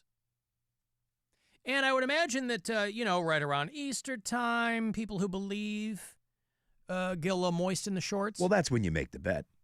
Right. I mean, if he's going to come back, you'd think he's going to do it around that time, right? Probability stays a little bit around 3%. See, that's what I do with some of these like pop culture prop bets is you just find something that has a really low probability and you drop $10 on it. And then if something happens, you got a huge payout on it. That's happened to me on there a couple of times. You just look at some probability of something, you go, yeah, it's low now because it shifts, as time goes on. But I just downloaded this. People can bet on anything. And this is hashtag not an ad. It's just once you get on it, it's fun. You dick around. And you can bet on the big things, like presidential nominees in 2028. And, obviously that is contingent on there being an election. Oh, that's cute. What's the lowest amount that you can bet on? I mean, you can like place 15 cents. Oh, I don't know about that. I mean, you got to have like a portfolio in there. I mean, you got to have, money in your account or whatever. And then, yeah, you could, I don't know, you could probably bet on, you probably put any amount you want in there. I'm logging in. I'm doing this. I think probably $1 is the least. I think it's in whole dollar amounts. Too expensive. Yeah, well, this is what I'm saying. Like Charles Barkley said, you don't have a gambling problem if you can afford it. My father-in-law is a big gambler. He's a poker player. He's a backgammon player, all this kind of stuff. But he knows he makes a lot of money doing that stuff. Well, if you know what you're doing. Yeah, he knows like all blackjack and all that kind of stuff. Blackjack, I'm okay at. I can make some money at blackjack. But I'm not a guy who goes to the casino. I've done those, what are they? The slot machines. Sure. I don't understand them. What's there to understand? I mean, you just press a button, right? Press a button. Sooner or later, you might be the person sitting there when they pay out. Yeah. But they get people on that hamster wheel. Yeah, I've seen you're like, people, oh, this and is they the next sit there one. for This is hours. Yeah, old people on fixed incomes. Oh, That's what's sad about it. All the casinos I've played, you just see the same person from the time we walk in to the time we get out at the same machine. It's just wild to me. Well, they don't want to move because they're like, oh, this could be it. I don't want to give put another quarter in here. I don't want to give somebody else a hot machine. Anyway, if you have any thought whatsoever as to whether or not JC is coming back in 2026, you can place a prop bet there in any amount. And then who knows? You might make a little bit of coin. Odds are not good, though. Jesus is a friend of mine. Jesus is my friend. Jesus is a friend of mine. I have a friend in Jesus. Jesus is a friend of mine. Jesus is my friend. Jesus is a friend of mine. We're giving away this new Aerosmith EP, Rob. Yes, sir. Am I correct on this? You are. With Youngblood, Steven Tyler and Aerosmith, they did this collaboration with Youngblood, and they did a handful of songs together, right? They did. It's Aerosmith's first new music in over a decade. And Jess is moister than an oyster. I am. At just the mere mention of this. This is exciting. The new vinyl EP is called One More Time. We've been playing that new song, yeah? Yeah. My Only Angel. That's the one. They remixed Back in the Saddle, which is one of my favorite Aerosmith songs. But Youngblood is a dude who I guess he's ingratiated himself with the rock community. Did stuff with Ozzy before Ozzy died. Ozzy loved him. Yeah, so giving away copies of this new EP on vinyl all this week. It's called One More Time. You can be the first person to grab it. Now, I can't say that if you are caller 10 that Jess isn't going to put you through the paces and do like a quick Aerosmith quiz on you to determine if you are a worthy winner. I'm not saying she would do that. Certainly doesn't have to. You're like, ooh, God, you got to donate it to me now. Sorry. Anyway, caller 10, you'll get this new Aerosmith vinyl EP called One More Time. Good luck. 216-578-1007 or 800-348-1007. The Alan Cox Show. On 100.7 WMMS. We got stuff you want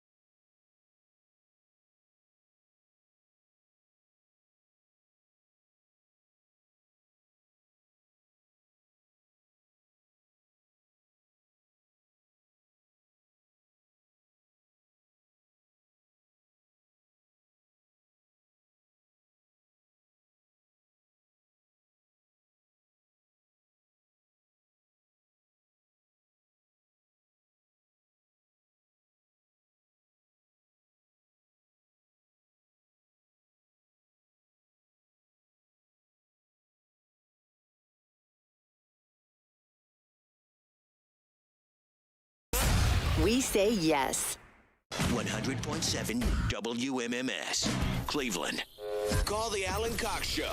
Alan Cox is the worst drive time personality I've ever heard. 216-578-1007 or 1-800-348-1007.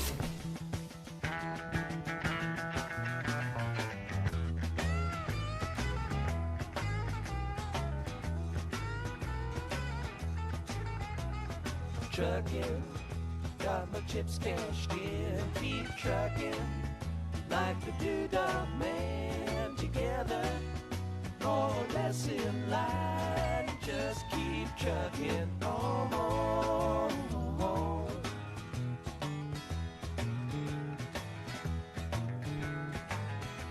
I always like the old joke about what did the Grateful Dead fans say after the drugs wore off?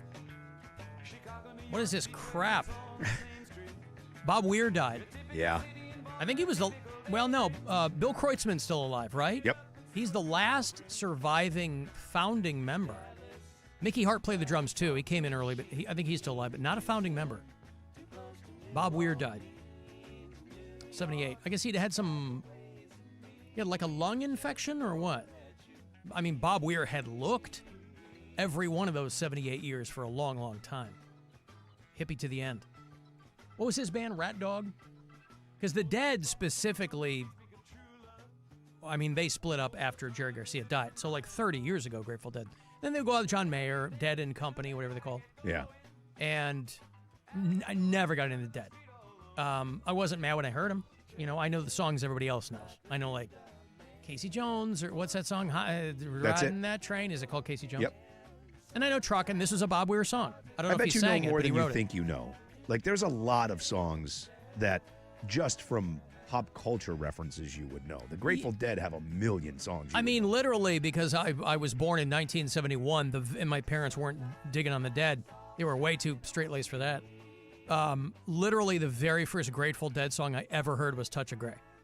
Yeah. And that was like kind of their comeback, quote unquote, in the mid-'80s. But now at that point, though, I guarantee you know Scarlet Begonias. I guarantee I know the songs. Fire on like the Mountain. Sugar Magnolia. Like, I like those songs, you know? Uncle John's Band. Like, Playing in the Band. Like, those are all the songs everybody knows. We threw a whole bunch in when he died. Oh, did you really? Yeah, I put in 2 an hour, top of every hour. Look at you, man. Really? Look, man, you gotta give credit where credit's due, man. I'm not a huge Grateful Dead guy. No, I understand. But, I mean, for sure have their place in classic rock history, right? Of course. And every one of their songs is the name of a Grateful Dead cover band. Oh, totally. Hey, we are the Fire on the Mountain, everybody. We're Franklin's Tower. Thank you, everybody. Yeah.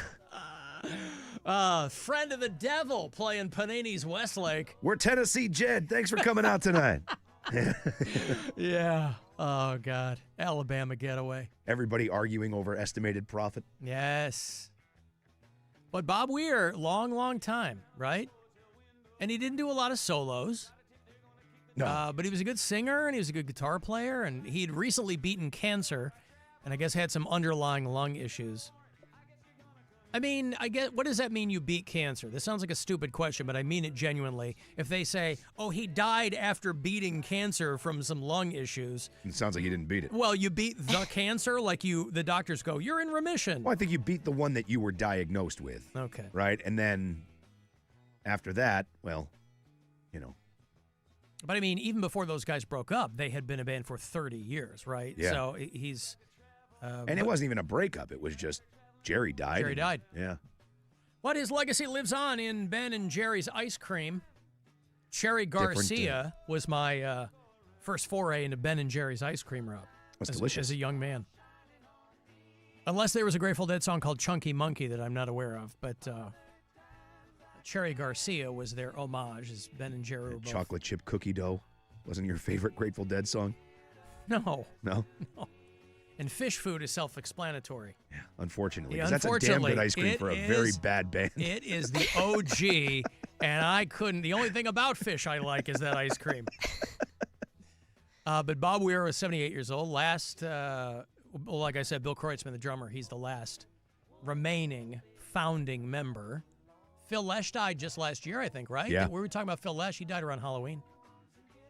Pigpen McKernan. That was, so if there was a time when I could say that I enjoyed the Dead, I think it was when Pigpen was still around, because it had more of that blues, rock-inspired stuff that I dug. Yeah. That's more like my taste, you know?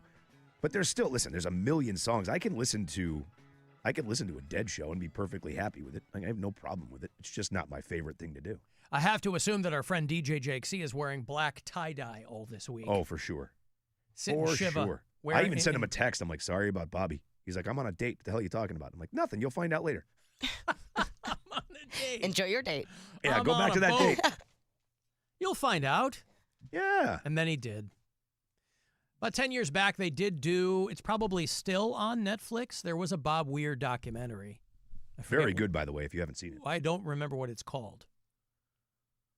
But if it'll probably show up now that he's died. It'll probably show up in your lead banner there on your Netflix queue.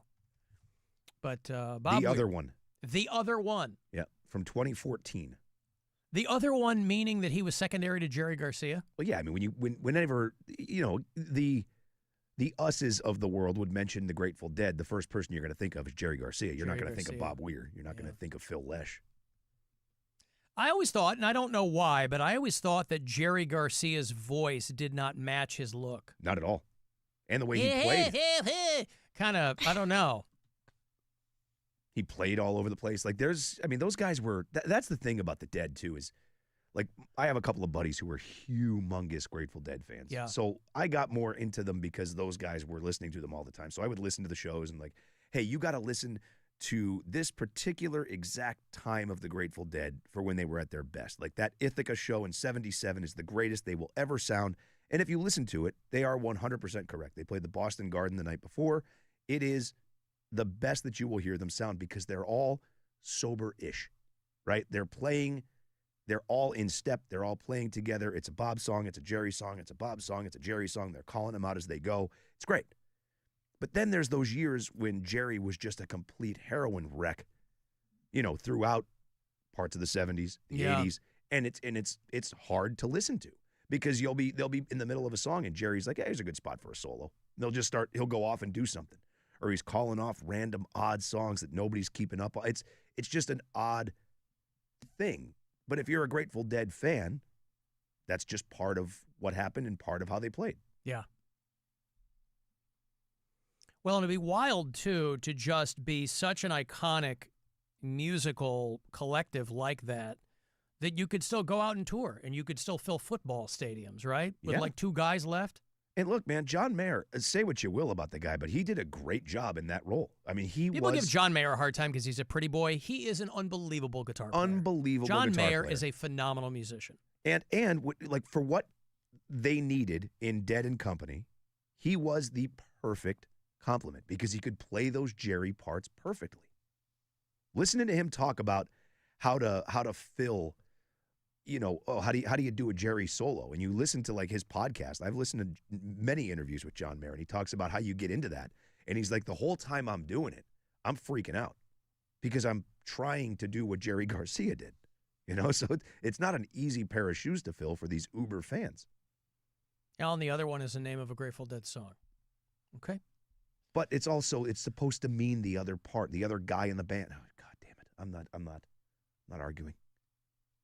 Well, you're both right. I just didn't know that was the name of the song. You are correct, and this person's correct. My knowledge of the Grateful Dead is couldn't be more surface. Alan, I'm only 30, and the Grateful Dead took me to places no one thought I'd ever go. You mean like existentially or geographically? Losing Bob was very upsetting. All right. Took me to places I never thought I would go. Oh. Wisconsin. That was a North Dakota. That's how you want an ex-girlfriend to describe you. Took me places I never thought I'd go. Like the back of a Volkswagen? I ain't never getting that. Yeah. Alan, how many Dead fans does it take to change a light bulb? Do you remember this one, Rob? I don't. How many Dead fans does it take to change a light bulb? None. They just wait for it to burn out, then they follow it around for 40 years. Well, that feels sad. Those guys laughing all the way to the bank, by the way. No, but to be part of such a legendary collective like that, it would be wild where you're like, anytime you just want to make music and go on the road, you're going to have tens of thousands of people who will come to see you. But what I love about the Grateful Dead is that it was, for them, it was all about their fans. Every single thing they did was about their fans. Like, yeah, they had studio albums and their fans bought them. They had live albums and their fans bought them, but they shared every single performance. They're bootlegs. Everything was bootlegged, and no one cared. They didn't care. They would make sure, they would get to a city, and Jerry would make sure that the people there had water. You know what I mean? He would make sure that this sea of people that were showing up and following this band from stop to stop were taken care of. Do they have running water? Do they have bathrooms? Do they have, like, he would dig into his pocket and make sure these people were taken care of. That's just, I mean, people don't do that for their fans anymore. So for what the Dead is... because these are grown-ass adults. He knew everyone was high. That's well, sure. Yeah, I was just going to say. But it was just, it was Find cool your own that, water. It was just cool that people cared. Out. I thought it was awesome that they cared that much about their fans. Listen, no it's bands great. are like that. It's a nice thing to do. Bands now can't afford to do that. No, but they probably couldn't either when you think about it. Well, they were making plenty of money. I mean, Jerry Garcia was selling ties in the 80s. I mean, what does that tell you? I had one. You had a Jerry Garcia tie? I did. Yeah, he was a young man when he died. He was 53 when he died. Yep. And yeah. You should sometime, if you ever want to hear a good, like, just sit down live performance, throw on the Ithaca show from 77. It's May something 77. Ithaca, Cornell, New York. It's fantastic. But that's what they say, Dead fans say, that is the best that band ever sounded, that run of shows. Boston Garden, Ithaca. And he was New Riders of the Purple Sage, too, right? Remember that band? Wasn't that Jerry Garcia? That I don't know. New Riders of the Purple Sage. I remember we had it when I first went to Kalamazoo, Michigan. Radio station I was working was straight ahead classic rock, and we had some deep cuts, boy. I knew the Jerry Garcia band. He had that. Yep. And there was a few hits from that band, too. But there was, I don't remember that other one you just mentioned. I always wonder if there were people that were into the Jerry Garcia band but couldn't stand the Grateful Dead. I mean, there would have to be a specific reason that you didn't like. That's what I'm saying. You know? Because it was him that when John and Tom Fogerty hated each other's guts, Tom Fogerty went to go play with Jerry Garcia in the Jerry Garcia band. Yep. Yeah, it was mostly covers. And they did a lot of stuff, but there was a lot. I enjoyed some of that, too. They did a lot of, like, Bob Dylan stuff, because it was all stuff Jerry was into. Later in life, Jerry Garcia struggled with diabetes. He sure did. Struggled with a lot of things. Struggled with a lot of things. He was fat. He smoked. He was a heroin and coke addict. Heroin, he died in rehab, by the way. That's how you want to go out. But he was actually healthy. He was clean when he died, yeah. Heart attack. I think so. I don't remember the exact cause of death, but I remember the whole thing was he was clean, like clean, and was doing well for like the first time in his life. All right. Poor Jerry. Poor Bob. Look at them together. Phil Lesh. Didn't he have like 2 wives at the same time? Who's that, Jerry or Bob? Yeah, he got married like a bunch of times because you figure if you were Jerry Garcia in the 60s and 70s, every young girl you met wanted to marry you. Yeah. He's like, okay. Yeah, you look at him like holy cards. If you were a kid in Catholic school, you're like, need it, got it, need it, got it. You know. The weirdest thing about the Grateful Dead, by the way, Rob, a lot of people don't know this, not in the Rock and Roll Hall of Fame. They have to be. No, yes, I'm kidding. They are. Of course they are. I was going to say that couldn't be right. But Cyndi Lauper is too. So they're the same, Rob. So Bob Weir, gone at 78, and all of the Grateful Dead fans, those of you who managed to outlive Bob Weir, in mourning, Rob. Yeah. Listen, what do you think will happen when Bill Kreutzmann goes? It's not going to be the same thing. I don't know that I'll do 2 an hour when Bill goes. Okay, you won't? Probably not. It's because you hate drummers. It is. Take that as a personal affront. You should, yeah. Yeah, well, any band that has 2 of them, what am I going to do? Every time one of them dies, you know? Yeah, Almonds, Grateful Dead. That's the most impressive thing about them spending money to make sure their fans are okay. They were already spending money on 2 drummers. Right. This music does not even remotely approach a requirement for 2 drummers. There isn't one thing that a single drummer could not do for the Grateful Dead. Who was the other one? Mickey Hart? Mickey Hart. Yeah. He's still alive. And when you listen to it, when they're all playing together, I know it didn't need it, but it was cool. I mean, it was a huge band, and they were all having a good time and just jamming. It was fun. Well, and Bill Kreutzmann was like, I learned a lot more from Mickey Hart than I did from anybody else. But yeah, you're in oh my God, Mom, you're never going to believe this. I got hired as the drummer for the Grateful Dead. The only drummer? Well, no. No. Or your mom's a big fan. Oh, did they get rid of Bill? Or what if you made your bones, you could only play in bands that had another drummer? You were only confident enough or only wanted to work hard enough where you were picking up like the random syncopations off the other drummer. Which, by the way, I mean, we poke fun, but that is not easy to do. No. A band with two drummers, to a casual observer, you're like, what? But that ain't easy to do. Tedeschi Trucks tours with two drummers. They do the same thing. I mean, it's great. I think it's awesome. So they had two drummers at the same time? Yes. Playing on stage? Yes. Yeah. Two giant drum kits, two risers. Yep. Okay. Awesome. I love it. Bring on a third. Let's get a third drummer in here. Let's get Babatunde Olatunji or somebody in there. Yeah. R.I.P. Tito Puente. So he's gone. Congratulations. I've got some food news before we go into a break. Rob, how did we miss National Apricot Day? Oh, I don't know. On Friday. I don't know. Did you say apricot or apricot? Apricot. I grew up saying apricot. Did you? I think they're both right. Yeah, I grew up saying apricot because I ate a lot of them, Rob. It sounds wrong. I love, as a kid, and my mom was trying to keep us healthy, and so, this is well-tread ground if you've been with this show for a while and know my childhood. We weren't getting sodas and syrups, and, it was culinary. It was a hellscape, right? It was molasses on pancakes and crap like that. And so when we wanted snacks, it was always like dried fruit and nuts, which is fine. You could do worse. Yeah. But I was always drawn to the humble apricot. Rob? Dried. Well, I'll eat an apricot, but I mean, my mom would get dried fruit, make like nuts, yeah. And they smell like feet with the dried apricots. But they help you poop. Oh, they're good. I love them. Yes. I still eat them, but they do stink like feet. Prunes, apricots, all that stuff. Great for you. Apricots. Apricots? Yeah. Either one. I don't know why I grew up saying ape. I think. Are they like the small? The little orange. They're ones, orange, yeah. They're like. But they're a little furry. Yeah. Yep. They look like a peach, but smaller. Yes. That's them. Yeah. Oh. And when they're dried out, they look like a toe. They will, or an ear. And they are tasty. And they will run through you like. Oh, yeah. Like. Eat those alongside some prunes, and you're good to go. Exactly, yeah. Wash it down with some prune juice. I like prunes. I like a prune. They sell individually wrapped prunes. Yeah. What's the company that does prunes? Sunkist. Sunkist does prunes. You can buy these plastic, and they're trying to hip them up for a new generation, I guess. Yeah. How are we going to get the kids on prunes? Just dried plums, right? What about dates? I hate dates. I do too. No. I do not. I can't get hip to them. People I are like, love put dates. peanut butter on them and chocolate chips. And I'm like, no. Nope. Tastes repulsive.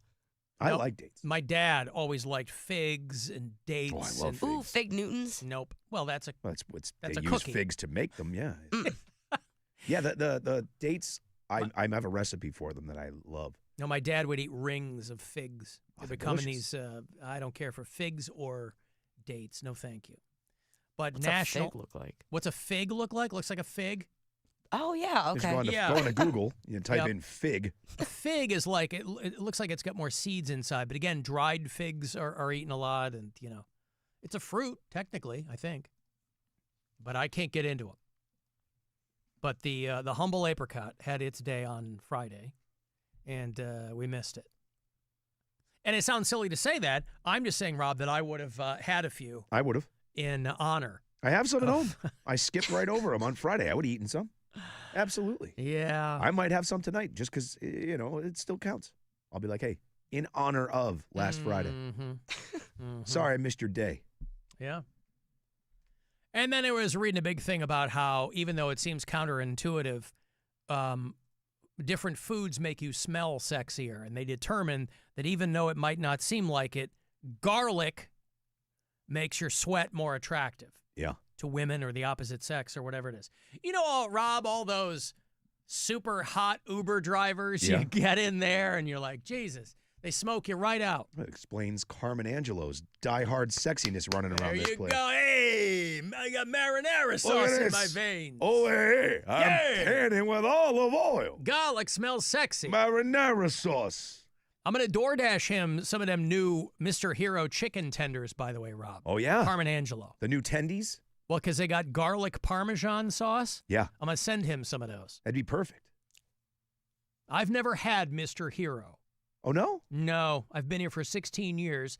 I've never consumed Mr. Hero. So they put them into, right now, like just recently, they put them into a wrap, too. Like you can get their chicken tenders, but they put them into a wrap, too, with like a whole bunch of different sauces. Because people go, Roman burger. And I go, okay, I've seen it, and I've just never done it.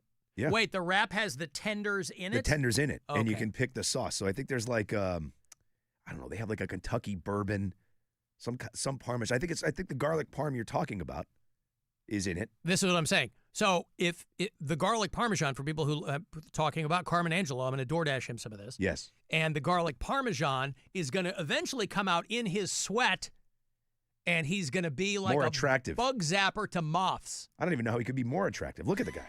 Yeah, give him some garlic parm from Mr. Hero. And Yeah, from boom. the young lady over there. Now, there's a little bit of food news for us. That is exciting. Hey, comedian Rob Schneider. Do you stream Fox Nation? That's probably where you saw his last hour of stand-up. But he's on the road, and he's coming to Cleveland. If you're a Rob Schneider fan, he's going to do Friday, March the 20th. It's not far off. Out at MGM Northfield Park. Ticketmaster.com has got the tickets and the info for you if you strike out with me. Caller 10, these are yours. 2 for Rob Schneider this spring. 216-578-1007 or 800-348-1007. It's the Alan Cox Show. On our free iHeartRadio app and your favorite smart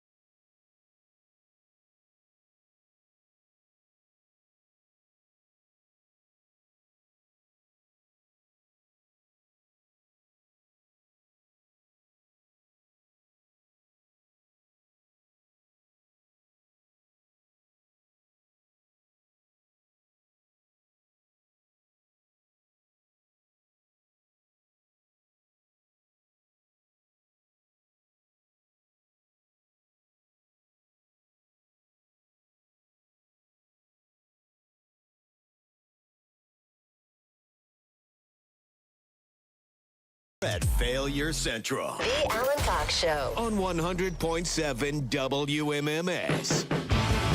Okay. All right. Okay. All right. Okay. Okay. All right.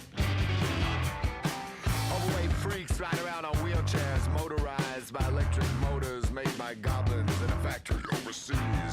They're there to buy drywall and other products so they can eat back at home on the sofa. They watch TV. They watch TV about a man named Chandler Bing who died in a freak hot tubbing accident and spent his time drinking hot dog flavored water on a popular TV show called Tub Girls. I don't want to pay for anything. Yeah, remember Tub Girls? Ooh, that was a good one. We talked about Tub Girls a while back, I think. Yep.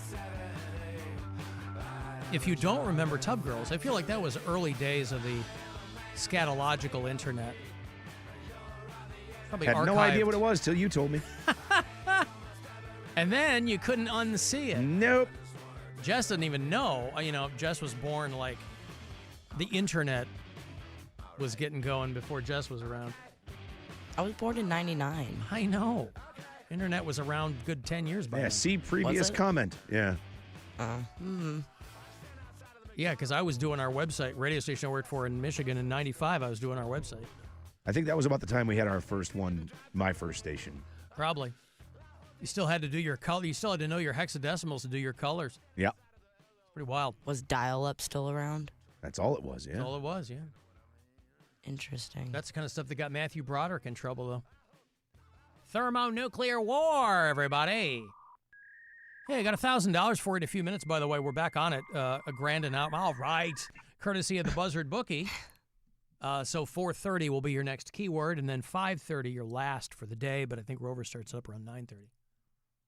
Alan, figs are so bad that Fig Newtons had to flavor them like other fruit just to get them off the grocery shelves. No, they didn't. I mean, again, I would agree more with this person. I mean, Fig Newtons, they're fruit and cake, right? Remember, that's how they used to promote them. Fig Newtons are fruit and cake. I give them credit for somebody going, you know what's missing from the market? A fig cookie.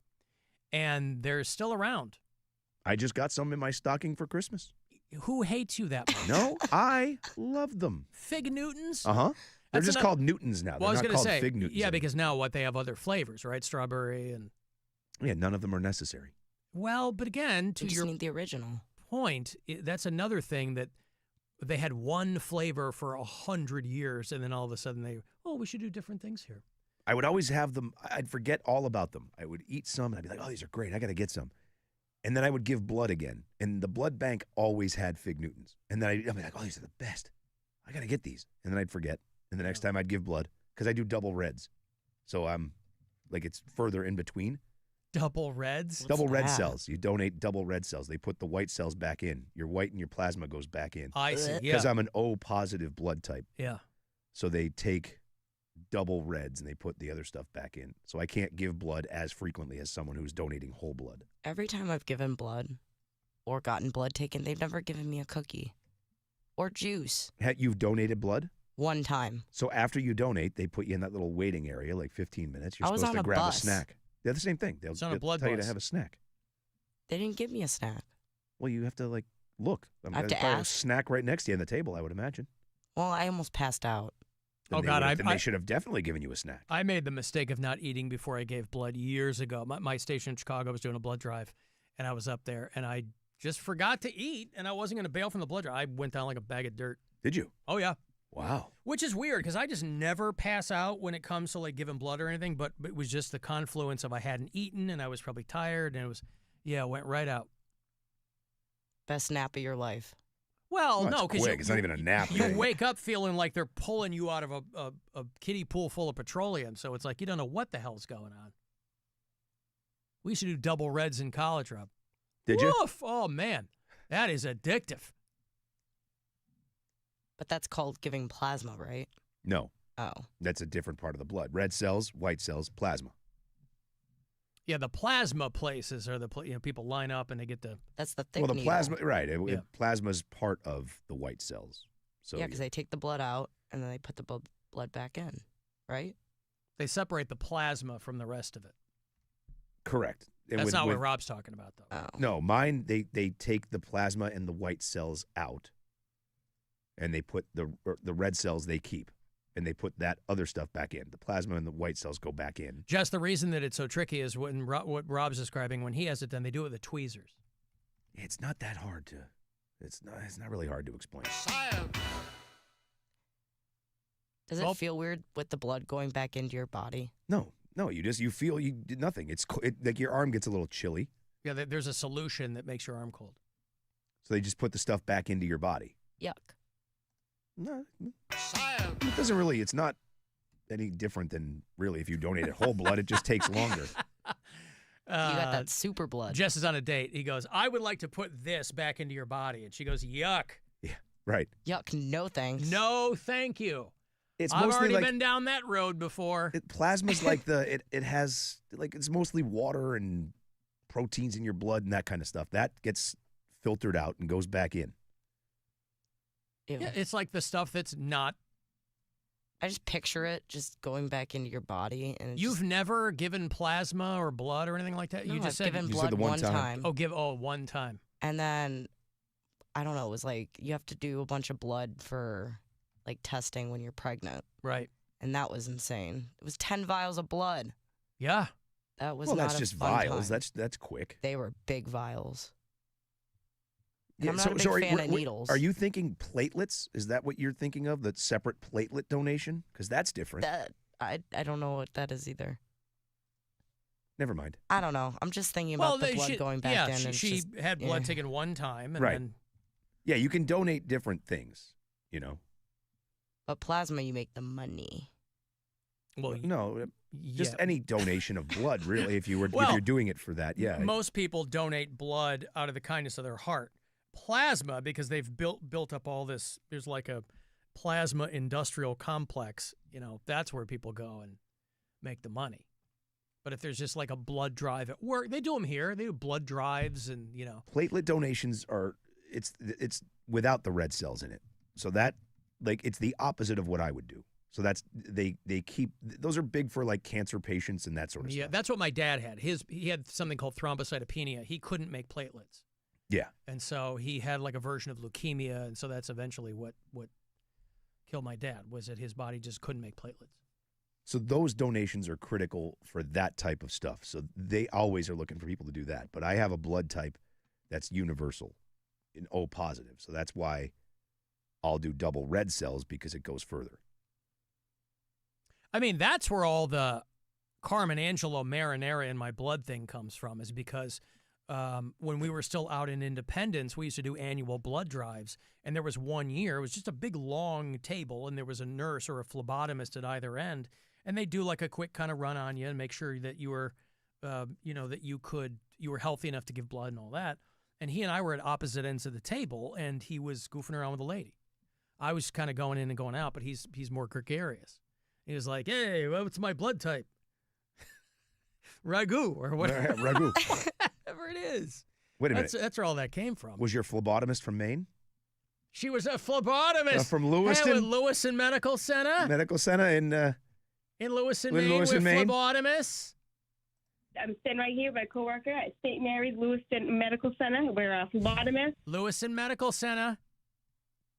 Ethan in Rochester. Say his name 3 times, Rob, and he shows up. Yeah. Hey, bud, did I hear that right? You said that you passed out from getting blood taken? Donating. Donating blood. Yeah, this would have been like 20 years ago, yeah. Dude, it's something similar happened to me. I had a PICC line in for, golly, 3 months, I think. And every time they would come probably twice a week and take blood and check vitals and everything, and I would fall down like a sack of potatoes every single time. It was the worst.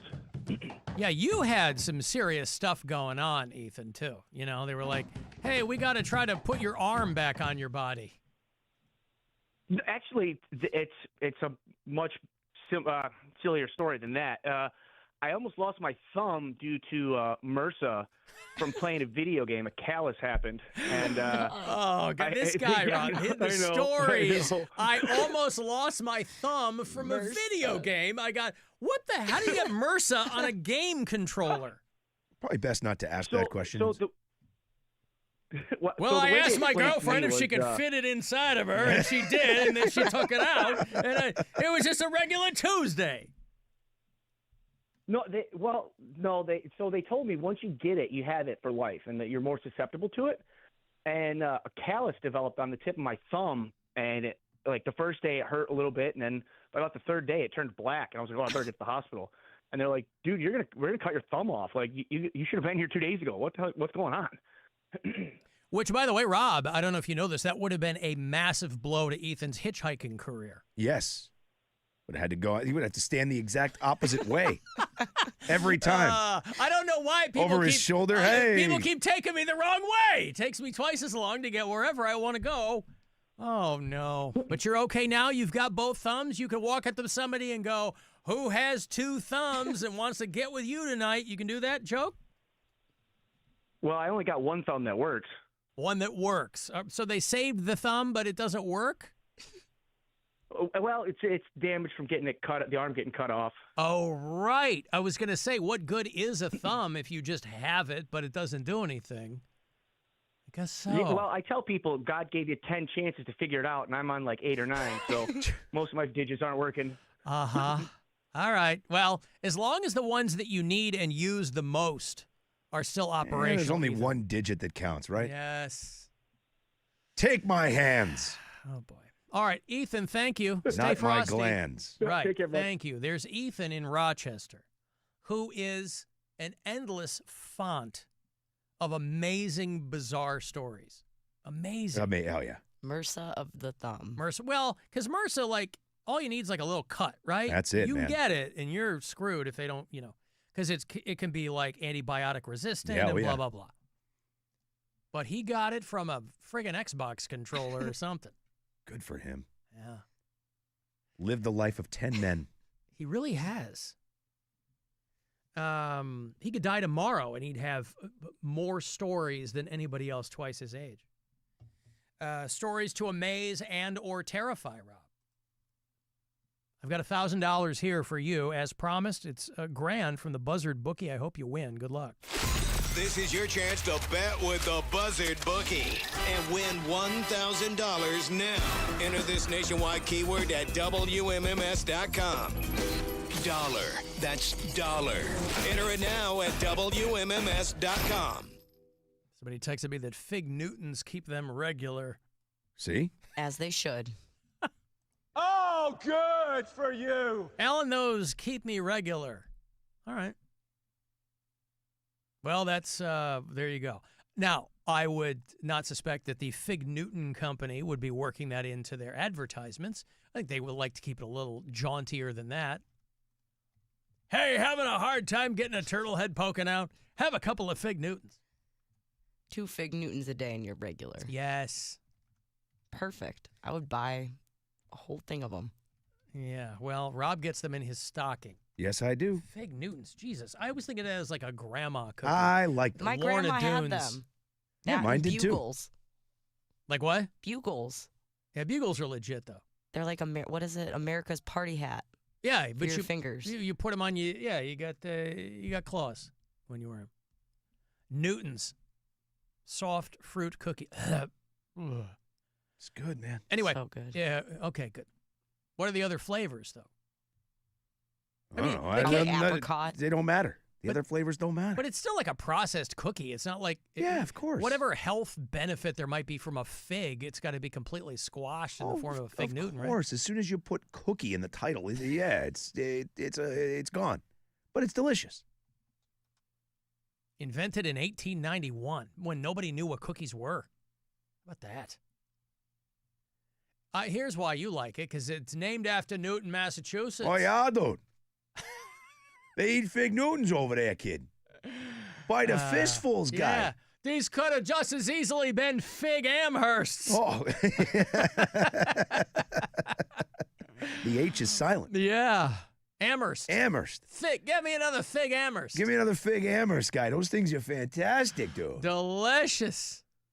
Fig Newton. Dude, you got no idea what a Fig Lemonster tastes like, kid. These things are fantastic, guy. A Fig Worcester. A Fig Worcester. I like that. Named after the city in Massachusetts. All right. I didn't know that. Hey, maybe you're a single person, by the way. This is available in China, but I have to think maybe somebody's working on it. Or maybe there is already something similar over here. An app that asks you if you're dead. Because people who are single, irrespective of any age, we live in a very isolating time. And so people who live alone, there is some level of concern. Oh, my God, if something happened to me, who would know? People who aren't getting regular check-ins from family or friends or whatever. One of the most popular apps right now in China is called Are You Dead? And it's targeted at younger people that are living by themselves in major metropolitan areas. You have to check in every 2 days to confirm you're alive. And if you don't do that, it gives you an alert. Hey, you alive? Yes, I am.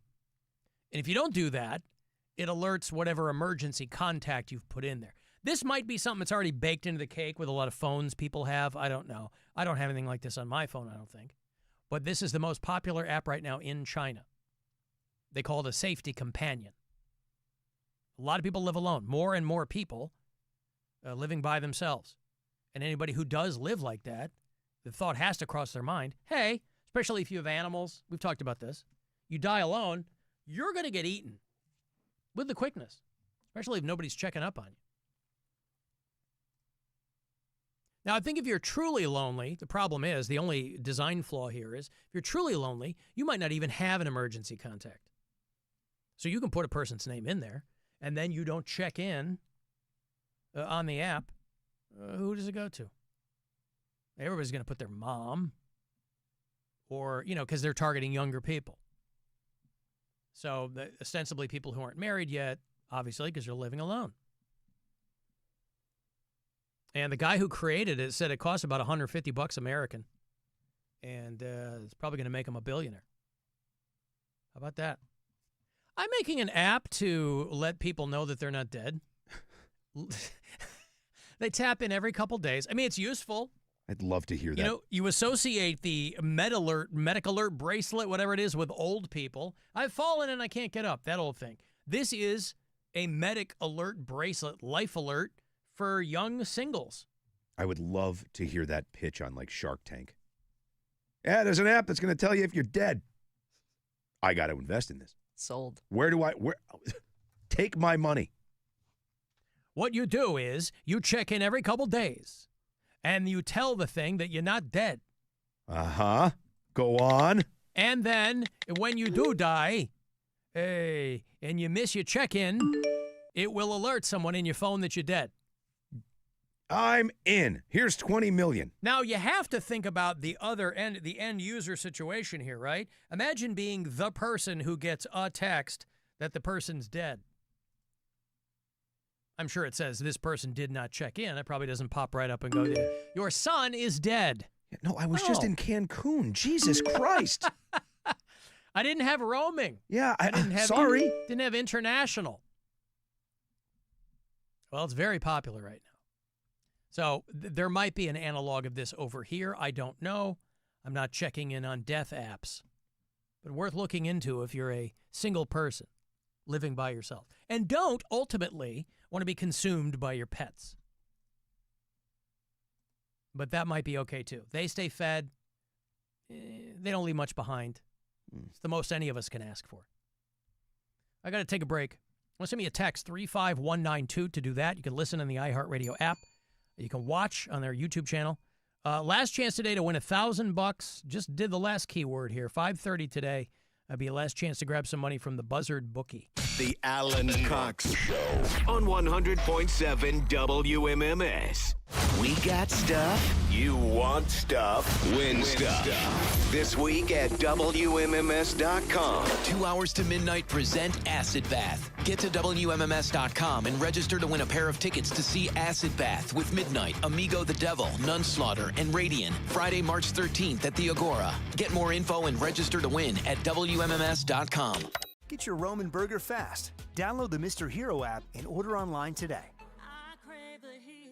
Hey, it's Charlie here for Mr. Electric. Electricians in Northeast Ohio, listen up. Are you ready to finally feel valued? At Mr. Electric, you'll get the support, culture, and work-life balance you've been looking for, and benefits that start on day one with a $5,000 sign-on bonus. If you've got 2 to 5 years of residential experience and love working with customers, Mr. Electric wants to talk. Don't settle. Level up your career with a company that invests in you from day one. Apply now at jobs.mrelectric.com. That's jobs.mrelectric.com. Every neighborhood has its own story, and at Grandview Homes, we know them all. I'm Tom Detlich, and since 2009, we've bought thousands of properties right here in the communities we are proud to call our home. We understand the unique nuances of your area and how to make selling your home as smooth as possible. Whether you're moving in the busy spring and summer months or looking for a fresh start any time of year, we're here for you. Here's how we can help. One of our experts will visit your home and give you a fair offer in as little as 24 hours. We work on your timeline next week or next month. Just pack what you want and we'll take care of the rest. It's as simple as that. As local experts and trusted neighbors, it's in our best interest to look out for your best interest. Whether you have a family home, condo, or rental property in Northeast Ohio, we're here to help you sell confidently and on your timeline. Grandview Homes, the fastest and easiest way to sell your home. Get your no-obligation offer at grandviewhomes.com today. Did you hear? Allstate car insurance now costs even less. So when you bundle with home, you can save even more. Check Allstate first to bundle and save with a new lower auto rate. You're in good hands with Allstate. Not available in every state. Only applicable for new auto insurance business. Rates will vary by several factors, including how you purchase the policy. Potential savings may vary. Allstate North American Insurance Company and Affiliates, Northbrook, Illinois. Need a car, but have less than perfect credit? Then get to Ken Ganley Kia in Medina and Ken Ganley Kia in Mentor, where our goal is 100% credit approval, regardless of your credit history. Bad credit, no credit, negative equity, bankruptcy. Ken Ganley Kia wants to say, yes, you're approved. We've got hundreds of quality pre-owned vehicles, including economy cars, family cars, sports cars, trucks, and SUVs, priced from just $99.88. New car payments from $119 lease per month, or buy with zero down. $119 or zero down. So if you make at least $500 a week, we want to say you're approved at Ken Ganley Kia, I-71 and Route 18 in Medina, and Ken Ganley Kia, 9090 Mentor Avenue in Mentor, or online at kenganleykia.com. Example 25K4, 24 months, $36.25 due at signing. No security deposit required, plus tax, tag, title, and fee on approved credit. Has your health been compromised at the hands of medical professionals? Do you feel stunted by post-medical care recovery? If you feel you've been a victim of medical malpractice, don't wait to file your claim with the expert attorneys at Nuremberg Paris Injury Lawyers. We understand that you're not just a case number and that you deserve real compensation for medical negligence. Call Nuremberg Paris at 216-621-2300 or visit nphm.com for a free consultation. Nuremberg Paris, fighting for the injured since 1928. Running a business means wearing multiple hats. So if you're like me, you probably started out using your personal phone, taking client calls and texts nonstop. As my business grew, I needed something smarter. That's when I switched to Quo, the #1 business phone system. Quo works right on your phone or computer. No carrying 2 phones, no clunky landline, just one easy app you can try for free. Your team can share one number and handle calls and texts together like a shared inbox. Any teammate can jump into the conversation so customers get faster responses. And Quo's AI assistant summarizes your calls and responds to customers 24/7, so you never miss a lead or opportunity. All this starts at just $15 a month. That's basically 2 coffees. You can even keep your current business phone number. Find out why 90,000 businesses trust Quo. No missed calls, no missed customers. Try Quo for free at quo.com/rock. That's quo.com/rock to try Quo free. QUO.com/ROCK. Cleveland Clothing Company, the land's one-stop shop for all things Cleveland. Shop Cleveland tees, hoodies, accessories, and of course, the official WMMS buzzer gear at all 4 locations around town and online. Shop now at clevelandclothing.com, the brand of the land. The misinformation and miscommunication surrounding health and science are almost laughable. So why not laugh about it? The toilet is like our refuge. Your toilet is your only place where you get to escape. It's a new year, new start. And the hilarious podcast Health Stuff is taking a new look at health. This is a show about the basics of health, but this is not a basic show. Turns out, real health conversations aren't always polite. Open your free iHeartRadio app, search Health Stuff, and listen now. The free iHeartRadio app is the #1 app for radio. One tap gets you the most live radio stations from all over the country. Or make your local go-to a preset on the app with another tap. Get what millions already have, the free iHeartRadio app. The #1 app for radio. Shopping with your parents can be embarrassing. Why would they sell jeans with holes in them? I'm going to speak to the manager. Mom! That hoodie is giving. You should get it. YOLO. Thanks to the Chase mobile app, your kid can shop independently while you keep an eye on their spending. So you can go from... We can be twinsies. ...to... How was shopping? Saw you stayed on budget. Thanks, Mom. Freedom for kids, control for parents. That's family banking from Chase. Account subject to approval. Chase mobile app is available for select mobile devices. Message and data rates may apply. JP Morgan Chase Bank N.A. member FDIC. Your hunger is wrapped, rolled, and ready to go at Get Go Cafe and Market. Get on your way with new signature wraps filled with quality ingredients and max flavor. The Big Fry Wrap features crispy chicken tenders, bacon, and French fries. Yes, fries. Plus 2 types of cheese, zesty ranch, and lettuce in a classic tortilla. Or kick it up a notch with the Chipotle Chicken Wrap with flavors of pepper jack, Chipotle ranch, lettuce, and banana peppers in a Chipotle tortilla. Your cravings are all wrapped up. New signature wraps only at Get Go Cafe and Market. Better believe it. Hey, it's Alan for Window Nation. Winter's brutal in Northeast Ohio, and if you're cold in your home, even with the heat cranked, old windows are most likely the problem. Unattended to, you could be looking at structural damage down the road. Don't worry about any of that. Window Nation can help right now. Buy 4 windows, get 4 free. Get them with 0 down, 0 monthly payments, and no interest at all for 2 years. Get the right windows to fit your home and your budget. So don't wait because it won't last long. Schedule a consultation now at windownation.com. Traffic. From the Elk and Elk Traffic Center, if a medical mistake caused you injury, call Elk and Elk at 1-800-ELK, Ohio. A list of accidents being cleared. Chagrin Boulevard at Richmond, East 22nd Street near Woodland, Opportunity Corridor at Kinsman, Lorraine at Brook Park, Route 303 near Carpenter Road, State at Snow, 480 West near Route 10. Jackie Roberts in the Total Traffic Center. This report is sponsored by KFC's $10 Tuesdays. Make Tuesdays your favorite day of the week with KFC $10 Tuesdays. Enjoy 8 mouth-watering pieces of bold original recipe or extra crispy chicken every single Tuesday for just $10. KFC, it's finger-licking good. Prices and participation may vary. Now that a new year is here, start 2026 by showing your gratitude. iHeartRadio's Thank a Teacher, powered by Donors Choose, celebrating the incredible impact of public school educators. Nominate an outstanding teacher in your life who's gone above and beyond for their students to be among the winners of $5,000 to stock their classroom. Teachers give their time, money, and hearts to help students succeed. Help us say thank you to the educators shaping our future. Get all the info and nominate a teacher who goes the extra mile today at iHeartRadio.com/teachers. From the Avon Lake Chrysler Dodge Jeep Ram Studios, we say yes. Buzzard Radio is WMMS Cleveland, an iHeart radio station. Guaranteed human. The Alan Cox Show.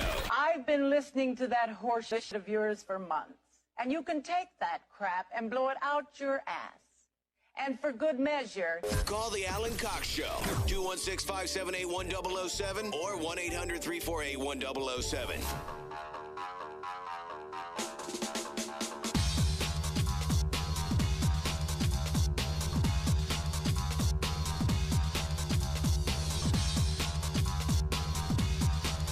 $35192. Want to send me a text.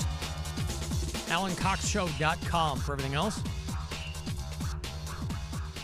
Cavaliers go 1 up, 1 down against the Minnesota Timberwolves Thursday and Saturday. They played them in Minneapolis on Thursday night, 131-122. The loss there, and then they get way over on them on Saturday, 146-134. I think that's the Cavs' second highest scoring game all season. We'll see what they do tonight against the Utah Jazz, who are up the street. 7 o'clock tip-off tonight. Jazz Cavs, 6:30 pregame here on the Buzzard.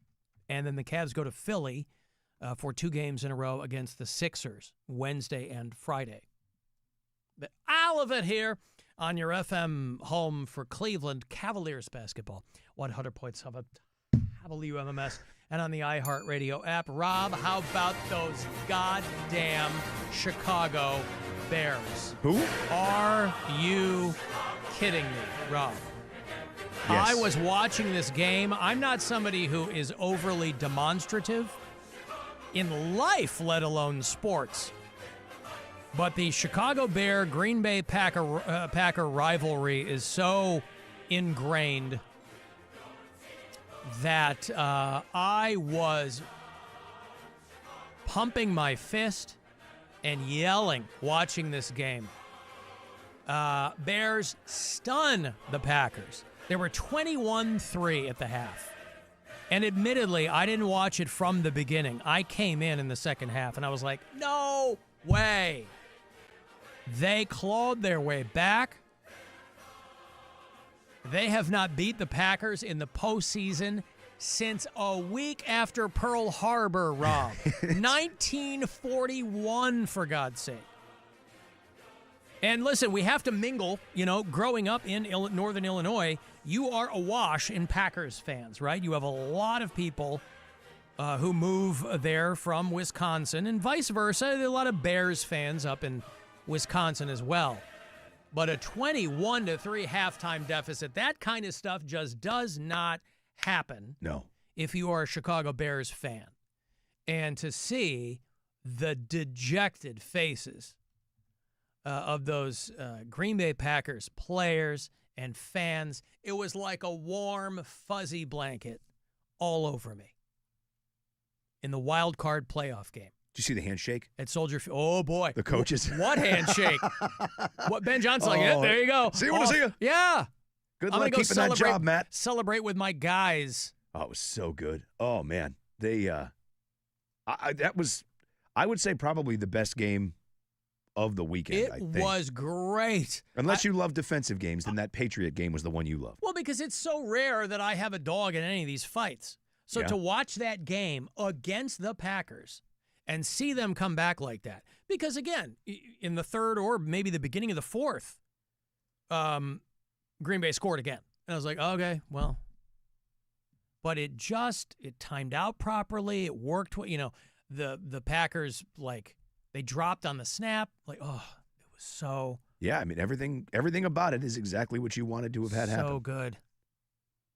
I mean, Bears haven't even won in the playoffs in 15 friggin' years. Well, no, the team has sucked for a long time. Yes. So, 1941. They played at Wrigley Field in 1941, right?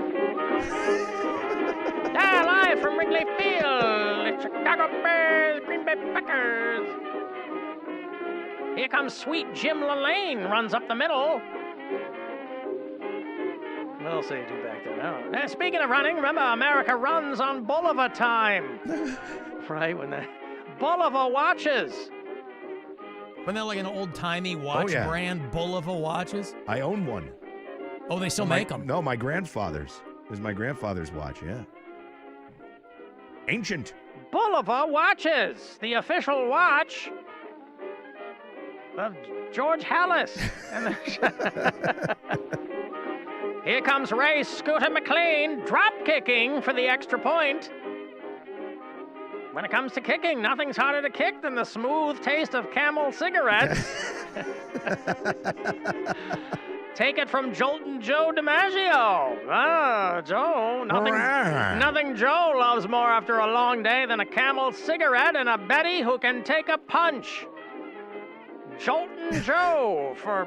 And whatever, you get it. That was that was probably the best comeback game. But did you watch the Bills game at all? I did not.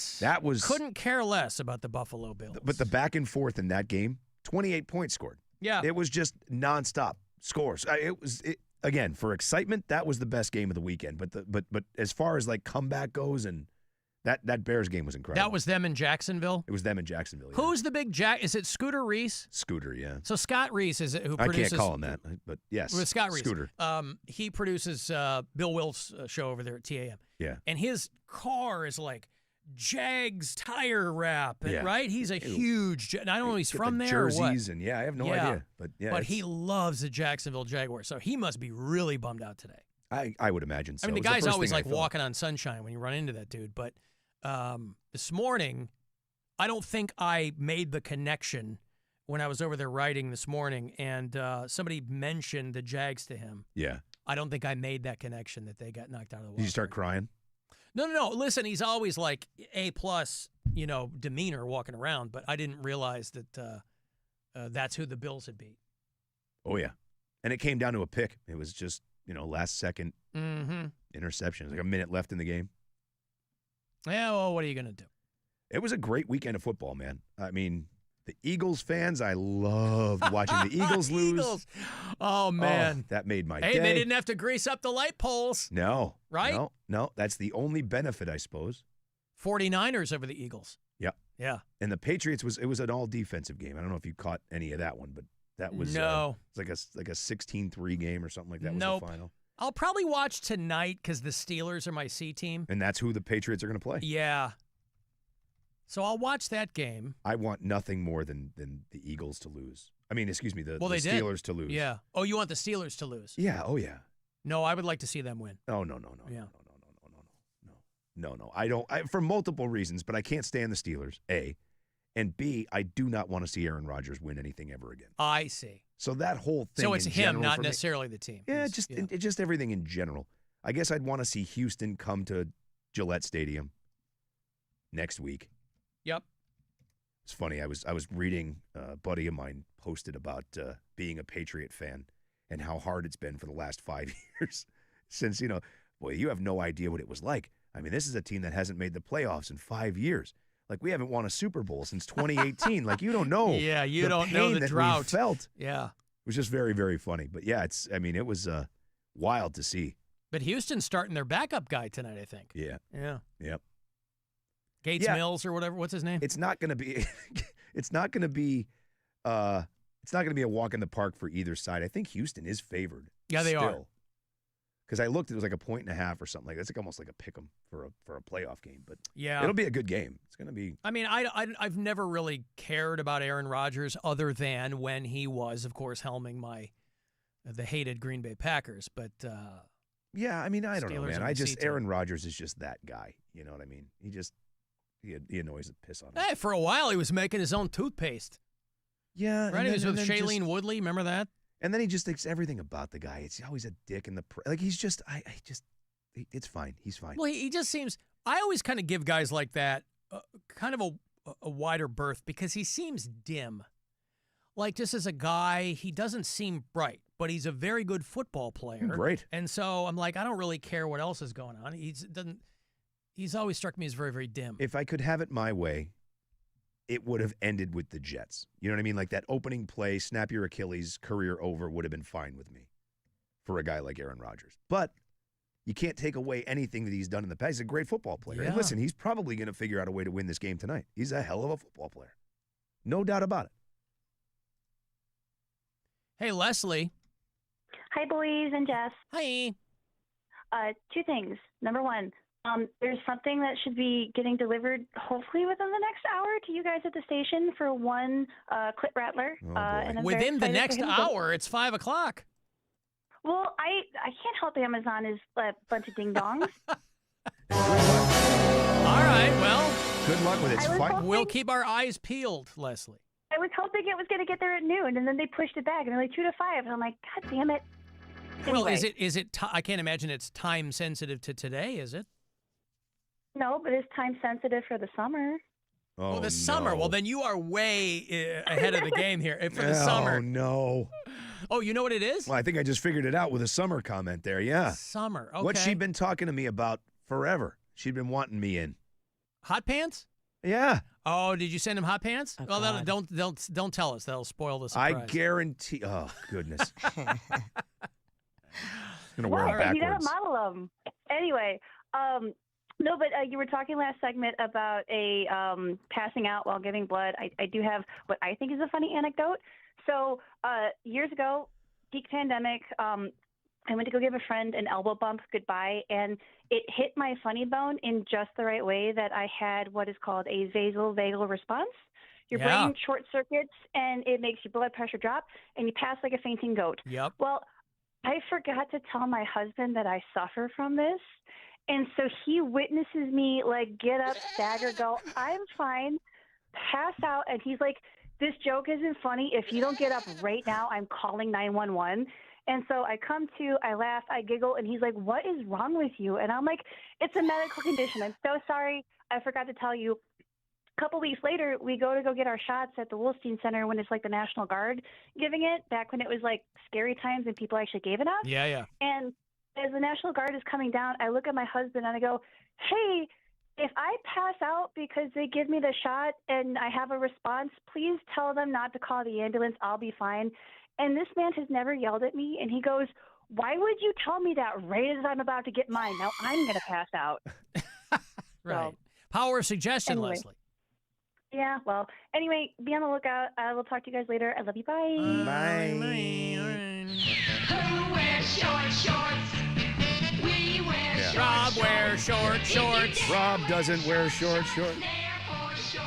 If you want your legs short bare without nicks and cuts, just take up the Nair and take off the hair.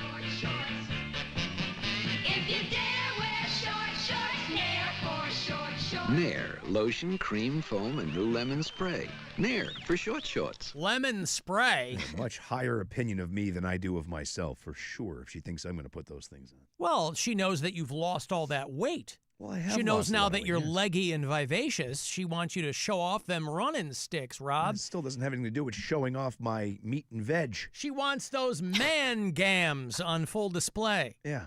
The twig and berries will not be on display. All right. God.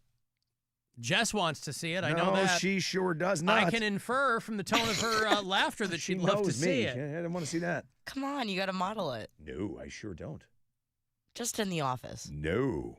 You know, Rob, many years ago, I was buck naked for a video that we shot for the Alan Cox Show comedy tour in front of my colleagues. Buck naked. Uh-huh. They saw all of it. The meats and cheeses, the brain, the fruit basket. They caught all of it. Yeah. I climbed naked out of a trunk, and I ran off into the background at top speed with all of them right. We did a Hangover parody. Mm-hmm. I was buck naked. Mm-hmm. It's a great story. None of this is bringing mattering you around whatsoever to me. No. Okay. No. Understood. I hope these show up soon. They might be here in time for the summer. I'm going to lie and say they never showed up. Getting things delivered to this place. Oof.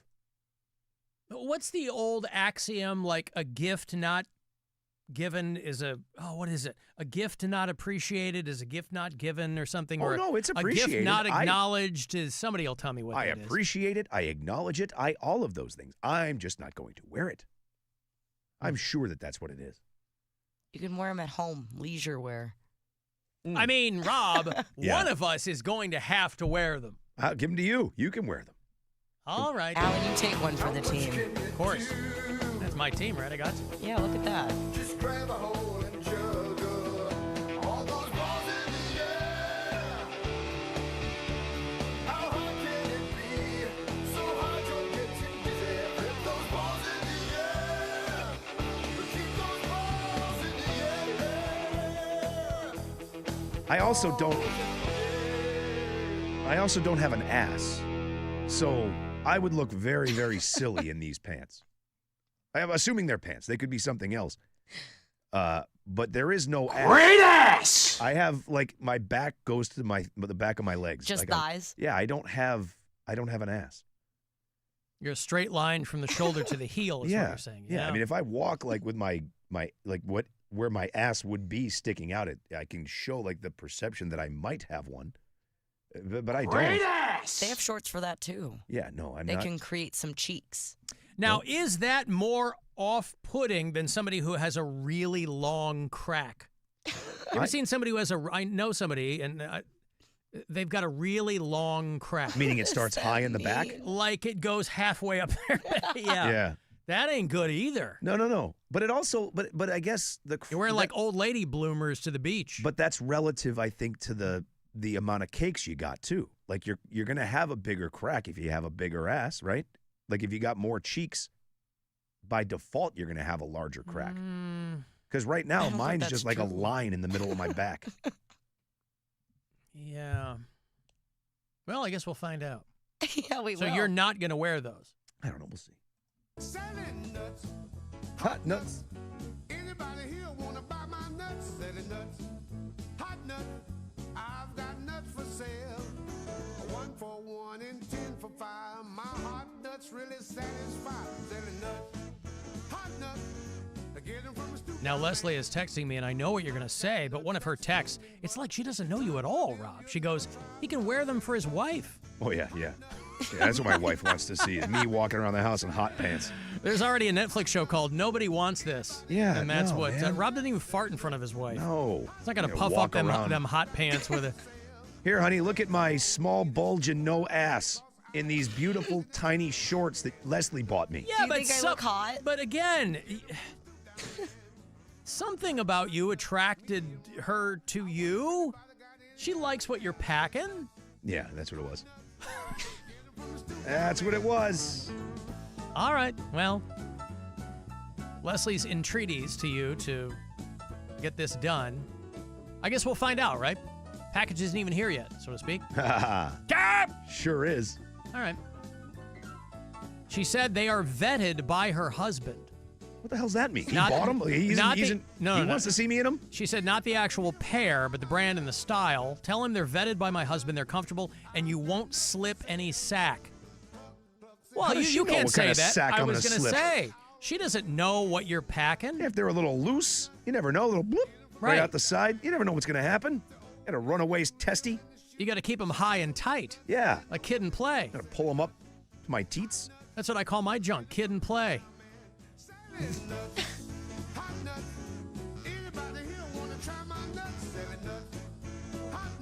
Got to walk around with these things pulled all the way up to my neck. It's the only way they're going to work. Uh-huh.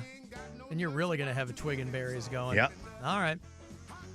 Well, I do like, though, that Leslie, through no fault of her own, she's just having some fun. She's Sure. engaging with the Yes, show. of I do course. like that she's really not even rising to the level of an existential crisis because you're not considering it. Well, I will never say no to anything because I don't know what's going to happen. Right? I can tell you it's not looking good. Right? That's what But she said. If I try them on, do I have to show proof that I tried them on, or do I just say I tried them on? How do I know? Proof. Well, nobody wants to see that. I'll leave it to Alan. For posterity. Leave it to Alan. It's What not is it, my Alan's call. choice? No, it's not my call. Hey, Alan, you want to see me in some hot pants? That's going to be his And you- delight. That's and you going to be the report treat back of to his us. life. Yeah. Here in the room, I go, yes, absolutely, of course. Sure but we're did. not- yeah. I'm going to send him a picture later. What do you think, AC? It'll be like a very clearly photoshopped picture. Yeah. Boy, this thing keeps going, doesn't it? I Sure didn't does. realize it went this long. Wow.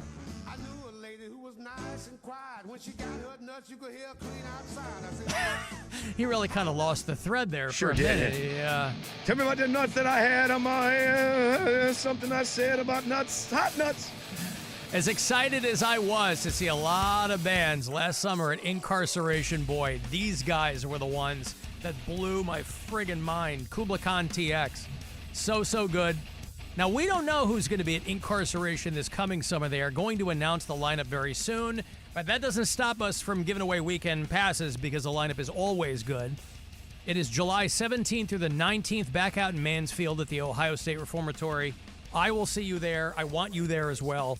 Incarceration Tattoo and Music Festival. I got the 3-day GA weekend passes for you there. We'll get you tip to taint. Incarceration.com. If you want to buy tickets outright, they will announce the lineup very soon. And caller 10, these are yours. Good luck. 3-day passes for Incarceration this summer.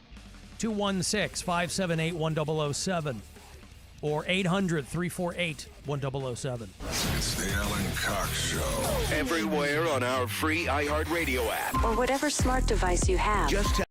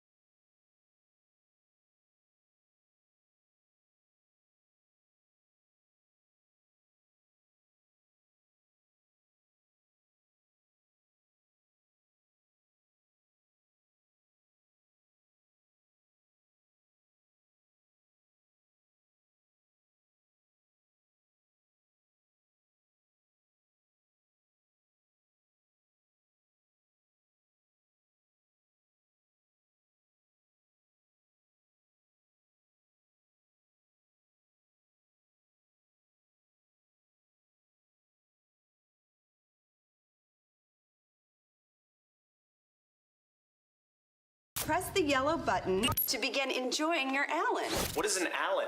The Alan Cox Show. On 100.7 WMMS.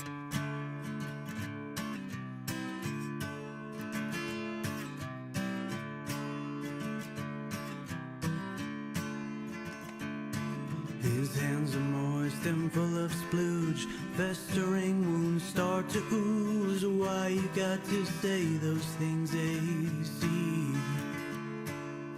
Seepage is beyond repair. Phlegm and mucus everywhere. Why you got to say those things, AC? AC, AC, AC, AC. Why you got to say those things, AC? AC, AC, AC, AC. Please don't say them just because you can. Little ditty from Sean out there in Brooklyn, Rob, who took umbrage with me stringing together some gross words, I guess, some time ago, and sent me a little Jolene parody there. Dolly Parton will turn 80 on Monday. Wow. She can't make it. She'd be a little cagey, though. They do this annual birthday show for her at the Grand Ole Opry, and she's not going to be there. Maybe she's having her... Maybe she's having her bolts tightened, Rob. I don't know what they're doing. But Dolly Parton, on Monday, will be 80 years old. But she is staying somewhat out of the limelight. Well, hey there, Grand Ole Opry family. I just wanted to say how much it means to me that you're all coming together again this year to celebrate my big old birthday with some of my songs. Some of my favorite memories happened right here on stage at the Grand Ole Opry, and I wish I could be there in person, but I'll be sending you all my love for sure. So you have the best night ever. Yeah, she doesn't say why she's going to be gone. Not that she owes an explanation to people, but it is an annual Dolly Parton birthday show. If somebody was going to do an Alan Cox show, if somebody's going to do like an annual Alan Cox's birthday show, I don't know why we don't do that, Rob. We should. But no, because I don't care about my birthday. That'd be so good. No. Nevertheless, she wanted to let everybody know she did take the time to leave people a message. Maybe she is pregnant. You know, we were goofing around this a while back. Maybe she is. Maybe she doesn't want people to... I know the video had her sitting down, but maybe she's beginning to show. It's true. Yeah. I mean, anything's possible. She probably had that stuff removed 50 years ago, right? No. Oh, you don't think so? You think the plumbing's all in there still? Yeah, I think so. Oh, okay. I mean, she wasn't going to use it. I mean, she was with the husband forever. Yes, he passed away not long ago. But again, she was like, she knew she wasn't going to have kids. Yeah, but maybe he couldn't physically have kids. Maybe she can't physically have kids. Yeah. You know? So. Yeah, but don't you just get it all cleaned out if you're not going to use it? I don't know. Do you need to? You don't have to, but the longer it's in there, can it potentially cause problems for you? I mean, like. Yeah, but I don't know if by default they're going to just go in and be like, all right, let's get it out. Huh. Doesn't work. Let's take it out. Oh, you might be right. Because I think that's a pretty invasive procedure to have a hysterectomy, isn't it? I believe it's a You can do it through the belly hysterectomy, button. Rob. What's that? Through the belly button. They can do that, yeah. Yeah. Is that the default way to do it? I think so. I don't know. I just know it's. I don't know I know why it's I not know an that. easy procedure. Well, you are a woman. I mean, I would think that you'd be most familiar with the situation regarding being you're a mom. I mean, you've had a child. But I don't need a hysterectomy. No, I know. I'm just saying that, like, if any of the three of us were hip to a hysterectomy, yeah. I would assume it would be you. Yeah, I guess you're right. But I think it's through the belly button. Well, listen. I mean, has anyone seen Dolly Parton's belly button? I mean, I can't imagine she has seen it since she was probably 27 years old. She wears belly shirts. She ain't seeing it. Mm-hmm. Hey, our girl Nikki Glazer hosted the Golden Globes last night. I didn't even know that this was a thing. Nope. Until I started seeing her post some video. She's great. 2 years in a row. She's gotten high marks over there. She knocked it out of the park last year, and they were like, we're bringing her back. A worthy successor to Ricky Gervais, who used to host every year. And then I think he got tired of it, and they were like, do something new. And so they got Nikki Glaser because she had come off that Tom Brady roast. And again, she's been coming on this show for many years. Speaking of St. Louis, she's a proud St. Louis native and lovely and very funny. But people who might not have been that familiar with her really took notice of her after that Tom Brady roast. And so that parlayed into the Golden Globes thing. And, you have to stand up there and make fun of celebrities, which as much as they cut to them and they laugh and ha, ha, ha, she doesn't pull any punches. She's not up there, making jokes anybody else could make, really. Did she go hard? She's writing. I thought she did. I didn't catch a second of it and have not watched any of the recap stuff. Good evening and welcome to the 83rd Golden Globes. Yes, the Golden Globes, without a doubt the most important thing that's happening in the world right now. I cannot believe the amount of star power we have in this room tonight. It's insane. There's so many A-listers. And by A-listers, I do mean people who are on A-list that has been heavily redacted, but... And the Golden Globe for Best Editing goes to the Justice Department. And the award for Most Editing goes to CBS News. Yes. CBS News, America's newest place to see BS News. I mean, you're in a room full of friendlies, right? So and that's a joke that's been around since Christ was an altar boy. I mean, that's, all you see is BS. Come on, Nikki. Clooney, of course, George Clooney is nominated for the movie Jay Kelly tonight, where he plays George Clooney. You were so good. I've always wanted to ask you this question, and I know this is unprofessional, but I might not get a chance to do it again, so here goes.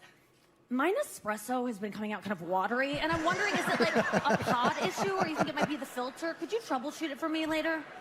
Thank you so much. Grazie, signore. Grazie, signore. Because he lives out there in Lake Como. Actually, this is funny. Speaking of Clooney, he got French citizenship. He and his wife, they live out there in Lake Como in Italy, but they also have a place in France, and I think they might spend a lot of their time there. And so he got dual citizenship. And his Wikipedia page lists him as an American-French actor. Really? Which, okay, technically is true. I mean, he's from Kentucky. Well, it's a Wikipedia thing, too, right? Yeah, so somebody put it in there. So you could put anything in there. Yeah, you can. But I just thought that was funny that somebody took the time to go in there and describe George Clooney as an American-French actor. French. American and French actor and filmmaker, receiving numerous accolades. Yeah, I watched that Jay Kelly. I'm surprised. I was going to say I was surprised it's getting all these nominations. But then it's Clooney, and he doesn't act much anymore. He has said, I mostly want to direct. I'm getting too old to be in front of the camera. But he does play himself, basically. Was it not good? It was okay. Sandler's in it, and he's real good. I'd much rather watch Sandler do dramatic stuff because he's so good at it. Well, he plays his agent or something, right? He does. He plays his agent, yeah. Yeah, George Clooney plays this, like, globally famous actor who's going overseas for this, like, retrospective of his career. And so he's colliding with, like, his poor relationship with his kids, a guy that he kind of leapfrogged in acting school, and there's all these kind of touch points along the way. And Sandler is his long-suffering manager. And he's real good in it. But it's kind of it's a fluffy film. It's a Netflix movie. It's fine. If you like all those people that are in it. It's a comedy? It's a fine way to spend 90 minutes. I think it's more supposed to be kind of like not a tearjerker, but it's a guy like looking over his life and the choices he made to become a famous actor, and there's a lot of flashbacks in it. I think it's what's his name directed it. Noah Baumbach. Okay. Because Greta Gerwig is his real life wife, and she plays Sandler's wife in it. And anyway, it's getting a lot of nominations. I was just kind of surprised because I didn't think anybody watched it, and then I remembered, oh right, that has nothing to do with nominations. Right. Whether or not people have seen the film. Kevin Hart is here. The Rock's +1/2. Love you, Kevin. Kevin is obviously nominated for his hilarious stand-up special tonight. I love you so much, Kevin. You're so funny. And you and The Rock together are like my favorite comedy duo. You're like Steve Martin and Martin Short, but for like people under 50 IQ. You know what I mean? Like, we need movies too. Jumanji Next Level, was it? I'm just saying. See, she made that joke work because she said we need people. Yes. The 50 IQ thing, Yes. right? We need movies too. Leonardo DiCaprio is here for One Man Bun After Another. What a career you've had. I mean, countless iconic performances. You've worked with every great director. You've won 3 Golden Globes, an Oscar. And the most impressive thing is that you were able to accomplish all of that before your girlfriend turned 30. I mean, it's just insane. I'm sorry I made that joke. It's cheap. You know what? I tried not to, but, like, we don't know anything else about you, man. Like, there's nothing else. Like, open up. I searched. The most in-depth interview you've ever given was in Teen Beat magazine in 1991. Is your favorite food still pasta, and more pasta? Look it up. That's real. Yeah, it's real. You don't know much about DiCaprio. That's why everybody goes to the young girlfriend well. Not like that's a bad well, by the way. No. If you're a Hollywood actor. But you got to give it up for DiCaprio for the sole fact that he has never changed the way he's looked. He hasn't, like, shit that I can recall. Yeah, they gave him a, ponytail wig for this new movie, but... What was the new movie called? One Battle After Another. Did you see it? No. I heard it was good. A buddy of mine texted me over the weekend. My best friend lives out in L.A., and he goes, have you watched the new DiCaprio? I go, no, it's not top priority, but I do want to go see it. He goes, let me know when you watch it. And I'm like, yay or nay? And he goes, I thought it sucked. Really? But he goes, but I want to hear your take on it. I'm like, all right. So I have that on my to-do list for my buddy. Nikki Glazer made fun of Sean Penn. Sean Penn is also here. Hi, Sean. I love you, Sean. You're such an original. You know, everyone in this town is obsessed with looking younger. Meanwhile, Sean Penn is like, what if I slowly morph into a sexy leather handbag? And I feel like that's... It's hot. It's good. Not only such an amazing actor, but you're such a devoted humanitarian. I mean, I feel like a lot of actors talk the talk, but Sean Penn will actually go to the places in the world that need help the most, and he will do cocaine there. And I feel like we don't celebrate that enough. And Sean, I did get permission to tell that joke from your 2 best friends, Charlie Sheen and El Chapo. So they say hi. Blame it on them. Charlie Sheen and El Chapo. He is super tight with Charlie Sheen. If you watch that Charlie Sheen documentary, there's a lot of Sean Penn in there. But, again, I didn't watch this. I'm only playing these clips for you, but... See, I could see him being the one person that got pissed off. That's what I was going to say. He right? doesn't strike me as a guy who has a huge sense of humor about himself. Maybe he has. Maybe he's mellowed a little bit with age. But he's the guy that takes Back in himself the day, he certainly so seriously. Did not have any chill. He's in that DiCaprio movie too, isn't he? Oh, I don't know. Yeah, maybe. I feel like he's in that, or he has something to do with it. Timothy Chalamet is here for Marty Supreme. This is interesting. Not a lot of people know this, but Timothy Chalamet is the first actor in history to have to put on muscle for a movie about ping pong. This is true.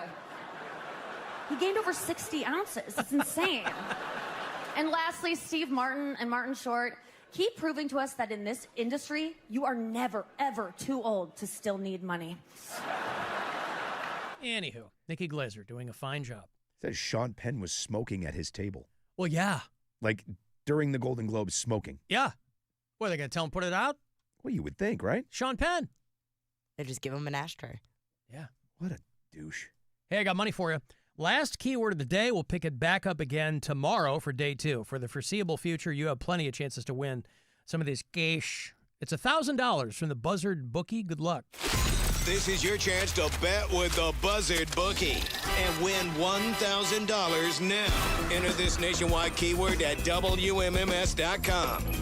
Gold. That's gold. Enter it now at WMMS.com.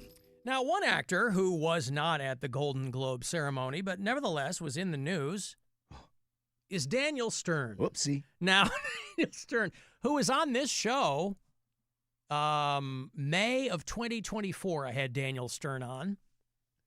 Accomplished actor. A lot of people think of him as one of the wet bandits. He and Pesci from Home Alone. Yeah. And, of course, Wet Bandits, one of the jokes they're making about him now, that he got picked up for soliciting a prostitute. Yeah. in Los Angeles. This was him when I had him on talking about he was pimping a book that he had written. There's nothing more important, is there, than to make sure that kids go out into the world feeling as strong and good about themselves and ready to contribute. And when I told my mom I'm going to make it into a book, the first line of my book is, "You're going to write a book? You can't even read a book. Why do you think you're so important that people want to hear your story?" I'm like, "Okay, thanks, Mom. Nobody will ever kick you in the balls harder than the people who raised you. Exactly, you know, and that's another lesson in there because I didn't let that stop me. That didn't let him stop him, Rob. Yeah. His book is called Home and Alone. And it turns out that maybe he should not have been home and alone. Right. Because they picked him up for trying to pick up a hooker. And he's been like slowly morphing into like looking like Shakespeare for the last 10 years too. Like he has that long white beard now. He looks very unkempt. Yeah. There's a photo of Daniel Stern. Shakespeare is a great analogy. Right? Daniel Stern, the bard. Looking for a prostitute. Yeah. I need to score with a hookah. I need to nut. Needeth. I needeth to nut. With a prostitute. Wouldst thou rock off balls? But was he on like a street corner or something? He got busted in Camarillo, California, after cops said he was trying to pick up some hired help. Jesus. How about that? I'm one of the wet bandits. Literally. Gah. Daniel Stern Shakespeare. Yeah, that's what he looks like. Right? Yeah. I'm going to need a little bit of help down there. You might not have heard, but I took an iron to the face and I stepped on some shattered ornaments. It was the last time you got hit in the face with a paint can. Yeah. He was cited at a hotel in Camarillo, California. Police tell us he wasn't booked. He was just given a ticket. So there's no mugshot. But like, what? What? Yeah, how does that make sense? I don't know. I don't know. But that's embarrassing, to say the least. But how do you get that's a felony, isn't it? Like people get arrested for that all the time and they're on the news. So how does this guy just get a ticket for it? Don't know. See, there's got to be more to it. I do not know. Soliciting a prostitute in California at a hotel. Maybe it wasn't a cop. Maybe it was I don't know. Observed? Well, I don't think that it said it was an undercover cop. Well, yeah, I don't know. How else would they have gotten him, I guess, right? Yeah. Don't know. But, yeah, that's an embarrassing thing for sure. He's 68 years old. He's been married a long time. 1 year earlier. Yeah. There's some sperm news for him. Sperm news.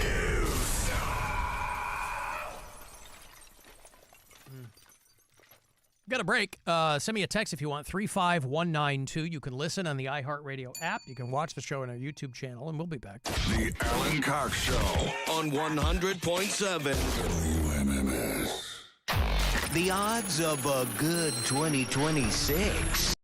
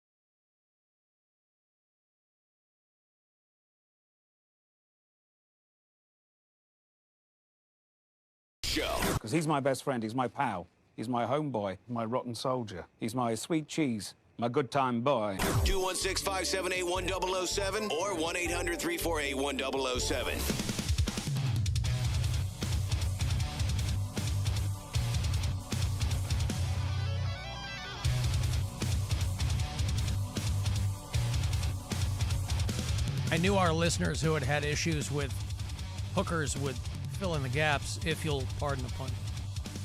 Probably given a ticket because there was no money exchange. Somebody said he's just chatting her up. Yeah, but I thought that was into itself the problem. Like if you say, hey, $50 or whatever. I think money has to exchange hands. Oh, so you actually have to hand the dough over. I think so, yes. Okay. And as soon as you do that, it's solicitation.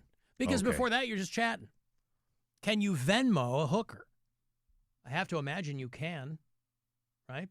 Scan the QR code on her back. Venmo anybody. Sean Penn is the best part of that DiCaprio movie, somebody says. Okay. Oh, yeah, I do remember that now. Just a trailer or something. He's like real clean cut, right? Like he's a military dude or something. What was that? The DiCaprio movie? Yeah. Which the new one? Yeah. Oh, okay. I didn't hear. I missed what you said there. Oh, Sean Penn. Yeah, somebody texted me and said that Sean Penn is the best part of that movie, and I haven't seen the movie, and I didn't remember him being a part of it. But then I remembered, as this person texted, there were clips going around, or he's in the trailer or something for the film, and he's like a clean-cut military guy or something.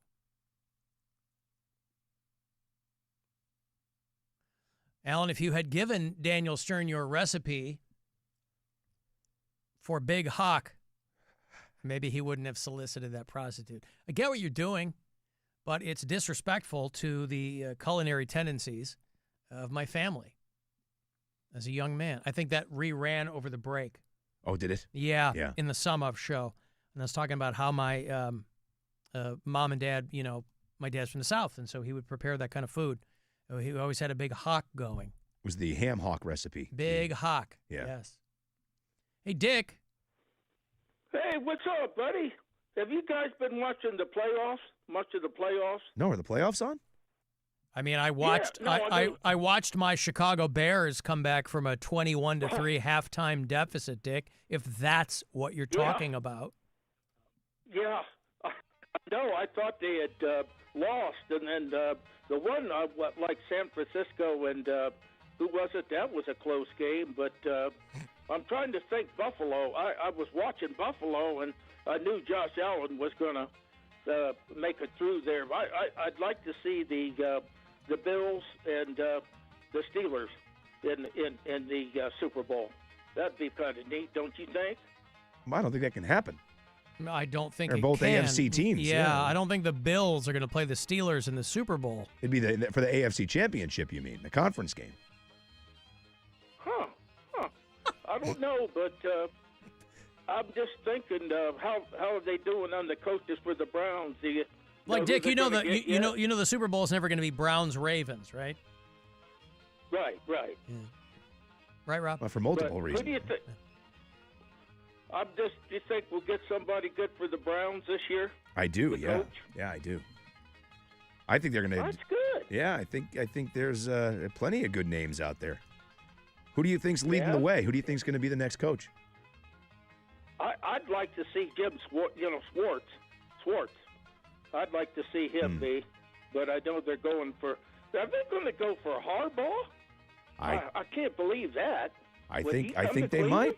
I think they might. Really? Yeah, why not? Their money's green, right? Yeah, money's green. Money's green. Oh, I wanted to tell you, they had they didn't have a guy he had the flu, and I got to play up here today, and it was good. There was a little guy, he had a guitar, so I entertained the group and a lot of folk songs and stuff, and I was playing my ukulele banjo today. How about that? It was good. Pretty good.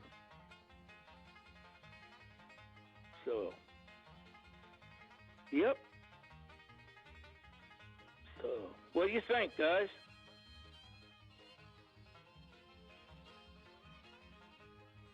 So, well, Talk to you guys later. Informer, you know, say that I'm a stormy, I go blam. Licky, licky, licky, boom, boom, down. Take them on the say that I'm a stormy, slam, somewhere down the lane. Licky, licky, licky, boom, boom, down. Oh, I am bringing back the dead air. Oh, man. I just wasn't feeling Dick today. I wasn't. I'm not going to rephrase. No, I shan't. 553? I shan't. I stand by. I wasn't feeling Dick today. I saw him on hold, and I was like, okay, let's see what's going on. I wasn't feeling it. Because I know he doesn't put anything into it. Like, I get that. But what that means is then I have to put everything into it. Can we see the Steelers and the Bills in the Super Bowl? No, we can't. Yeah, close your eyes and have a dream. Yeah. Hey, Cameron. Hey, Alan, how you doing? How are you, man? Good. I just wanted to clarify some things because I know all about concubines. All about concubines. That's Cameron's memoir, Rob. All about concubines. Yeah. Yep, concubines and consequences. It's called. Congratulations. Oh, thank you. As far as I'm aware, it's a misdemeanor everywhere except maybe in some red states, which kind of figures.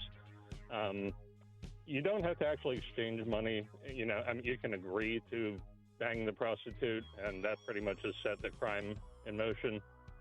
And some jurisdictions and states, they don't treat it as anything more than just pretty much a traffic ticket. They're like, hey, here's your court date. They'll make you pay a bit, and that's going to be about all, unless you have a rap sheet. So it's almost worth taking the chance.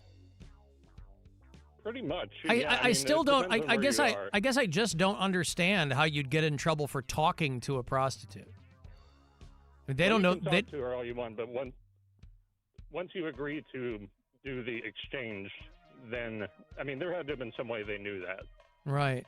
So if you agree, if you have a verbal agreement to pay a prostitute, that's the crime? Well, that's what, yeah, or if you pay her personally, because you've seen the undercover cop shows, where the guy says, all right, yeah, we'll do it. And she says, okay, pull around back, and then they send the cops in before they even... How much for an OTPHJ? I think they charge you the same whether you're getting the OT. Whether it's OTP or UTP. Yeah. ITP, they charge you the same. I think it's as soon as you have that, like, how much conversation. I think that's right when it happens. But isn't that the first question? How much? You want to know. Then you have to decide, is that too much? Is that too little? I don't know. $5 sounds like a lot to me, you know? Have to speak in like different languages. They should come up with a language specific for those transactions so you can't get pinched. You're talking about something completely different, but it means, how much? Couldn't you pay her on Venmo or Cash App or something? I'll Cash App you. How about that? Yes, absolutely. Yeah. Mark it under goods and services. Gash App. If you're in a place that's real strict about it, they might snatch you up. But somewhere like California, especially in a city, they might just say, hey, get the hell out of here. We got bigger, smellier fish to fry. Right. Okay. Thank you, Cameron. I appreciate it. Buy you lots of presents to put your pictures on the wall. So silly. They make a special meal for you and make you eat it all. They pinch you on the cheek. They say bless you when you sneeze. But when it comes to Saturday night, they're working double time on their knees. 'Cause they're prostitute grandmas. They're too old to see and too old to hear. Prostitute grandmas. They're not afraid to take it in the rear. Prostitute grandmas. The favorite singer is Burt Bacharach. Prostitute grandmas. Once you go old, you never go back. Prostitutes. Grandmas. Prostitutes. They're prostitutes and they're grandmas. Why can't you be both? Right. Hey, listen. It's tough times out there, right? Economy's terrible. And, you know, gotta get out there and do some work, ladies. No shame in it. Just get on those apps. Cash App. Gash App. Sorry, Rob. Thank you. Yep. Venho. So dumb. I'm sure 4,000 other people came up with it. Nevertheless, well, that's interesting, I guess. Well, and that guy, Cameron said he had extensive experience with concubines. Yeah, knows his way around the inner workings. Right. Concubine. That's an interesting term to use when he's talking about, there's historical context with concubinage, right? But maybe that's what he's doing. Maybe he's, I don't know. I thought a concubine is like when you have multiple, right? Like a harem? Huh. It's a good question, man. You got me beat. I have no idea. Right. Cotton Ball's going, where's Stripper Scott when you need him? Yeah, but he wasn't on a street corner picking girls up. Well, he was going through service. Well, I think he was famously going through services, right? Where everything is. Is that where you start? Cut and dried. I don't know. I mean, you could. You could. I suppose. I think if I were going to make a maiden voyage, if you will, an initial foray into a prostitute, I would go directly to what seemed to be a reputable escort All right, fine. service. So that's where you start, but that's not where you finish. finish Once you get it. a taste for it. I know where you finish. Hey, yeah, man. All right, babe. See what we're talking about. Hey, the Cleveland Zoo. Here's a pivot. The Cleveland Zoo is saying goodbye to some animals. They haven't died, but they're going away. And in the immortal words of one Terry Bozzio, destination unknown. The Cleveland Zoo will no longer feature seals and sea lions. How about that? I wonder why. You think it was do you think they were victims of budget cuts? You got to think even zoos, a lot of cameras around zoos, and I don't know how they are specifically operated. However, you got to think that zoos are keeping track of what their most and least popular exhibits are. And you have to wonder if animals in a zoo environment are subject to the same kind of budget cuts that maybe employees in a company would be. Or do you think it's just a matter of you only have the animals for a certain predetermined period of time and then it's their time to move on? Well, you think it's that? Is it that, or is it more expensive to keep saltwater animals alive in areas where there is no salt water? One of 2 sea lions at Cleveland Metro Park Zoo will be shipped out sometime this year. Those are all Sophie's choice. Oh, it was one of 2. I wonder how they decided. An 11-year-old harbor seal named Onion and 2 17-year-old sea lions, Annabelle and Hera. Oh, you got to break up 17-year-old sea lions? Are to be shipped out this year, destination unknown, and they won't be replaced. So this isn't they're bringing in younger, hotter sea lions. They're just shipping them out. 17. I don't know what the average lifespan of a sea lion is, but do you wonder if maybe they're sending them off to a farm? To get murdered professionally? To get professionally murdered by a veterinary? Well, they go to 30. Oh, 30. Oh, wow. Says they can go to 30. So they're halfway through their life. This is just a middle-aged, midlife crisis. Well, this one says average lifespan of 20 to 30 years. California sea lion weighs about 660 pounds and can go up to 30 years. Their fate will be decided by an industry group. That doesn't sound ominous at all. Not at all. Known as the Species Survival Plan, or SP, that adheres to the guidelines of the Association of Zoos and Aquariums. The sea mammals, which dine on smelt, entertain visitors in the Wilderness Trek area. Smelt, type of fish. Okay. Oh, I see what it is right there. The pen would need multi-millions of dollars to upgrade the filtration system, and the money is not in the budget. Well, there it is. Answer my own question. Budget cuts, Rob. Well, that's good. Budget cuts. They'll probably end up there's so many places out there. They got to send those things in a pair, though, man. Those 2 17-year-olds got to travel together. Well, They've been together their whole lives. Were they mate for life? Are they siblings? I don't know the nature of their relationship. Maybe they want. Maybe they can't wait to get away from each other. Yes, maybe they need some time apart. Oh, thank Christ! We're finally getting rid of Larry. Annabelle and Hera. I don't know if they're going to be split up. Annabelle's such a catty bitch. I can't wait to get rid of her. I'll never get over when the Cleveland Zoo got rid of the naked mole rats. You'll never get over that. No. I mean, that was my favorite part. Other than the fact that naked mole rats are unbelievably ugly. Oh, they're so cute. They're not. Oh. They're just naked. That's And why people like blind. them. Yes. And they just crawl around. They're so cute. If you met a person who was naked and blind, you wouldn't, cute would not be the adjective you would apply to them. Technically, babies are naked and blind when they're born. Yeah. And a lot of babies and I are love ugly. My babies so much. Yeah, and what's the Well- first thing you do? You I go, bring it home and put "Aw." clothes on it. You know what? And then they're not blind anymore. But naked mole rats are my third favorite animal. They're so cute. Let me open up the Jess dossier. Uh-huh. Make sure that I get this in, Rob. Third favorite animal, right? Yep. I don't even have mine ranked. Third favorite animal, the naked mole rat. Probably not hard to rank your favorite animals, though. I would think, right? My Like, if you were to- daughter, because she's 9 and her whole life is marshmallows and rainbows, is asking me those kinds of questions all the time because she's very curious, obviously. She's like, what would be your spirit animal? What's your favorite animal? And I don't want to be, these aren't things that I think about. I'm a grown-ass man. It's like, what's your favorite color?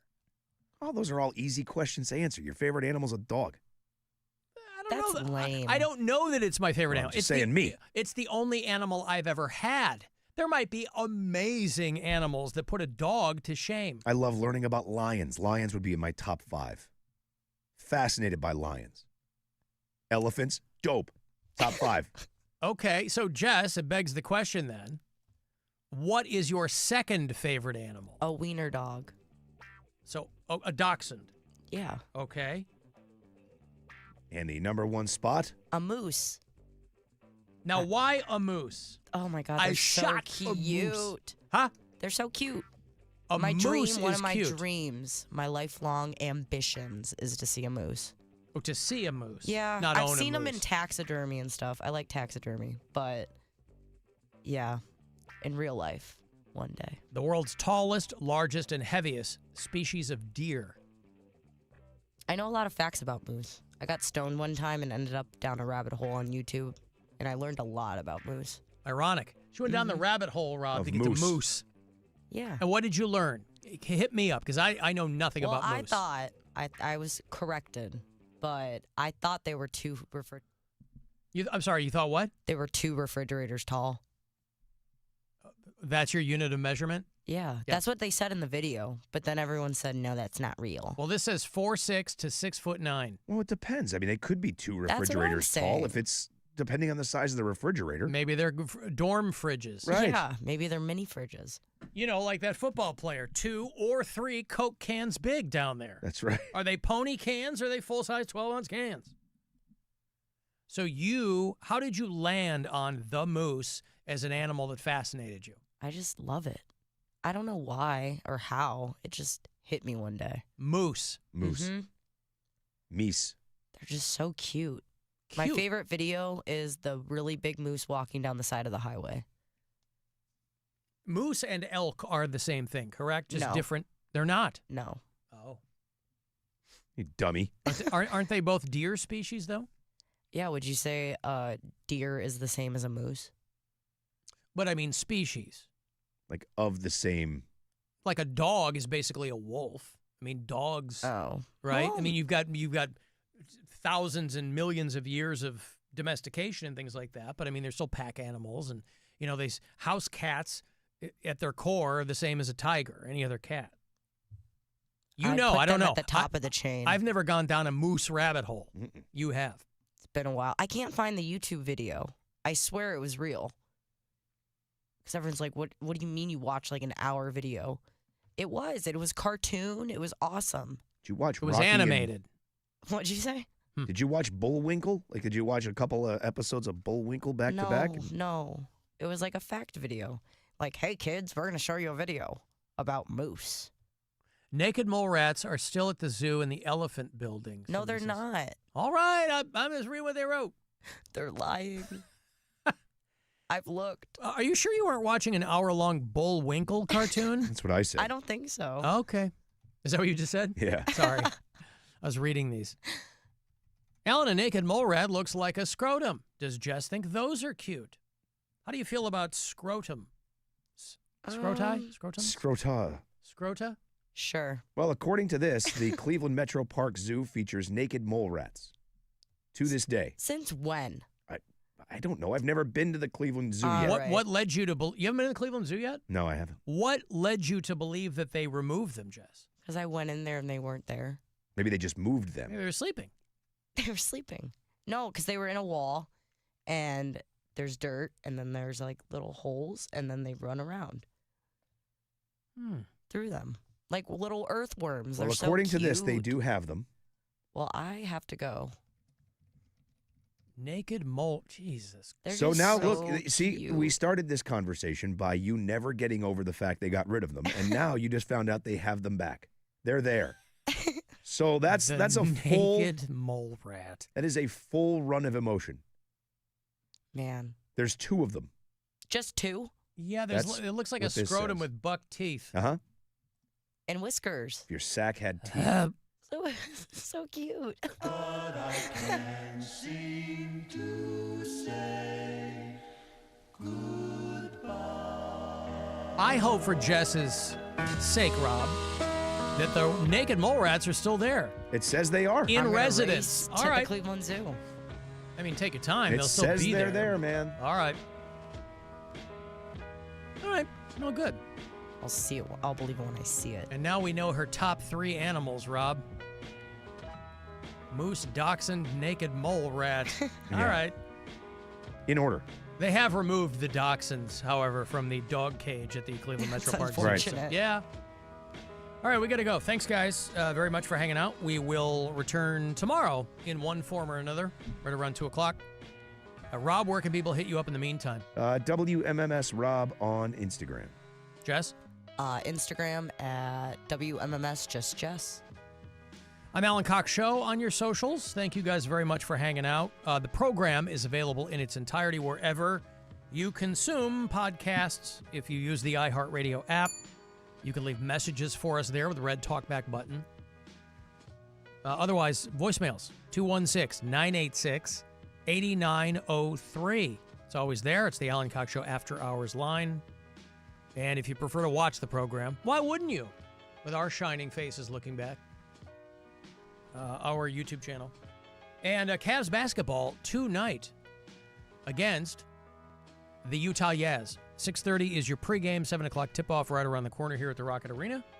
And I will see you in hell. You need to leave. Get out! Get out, Alan! Get out! Be careful of what you say. Be careful in every way. Be careful of what you do. Big Brother is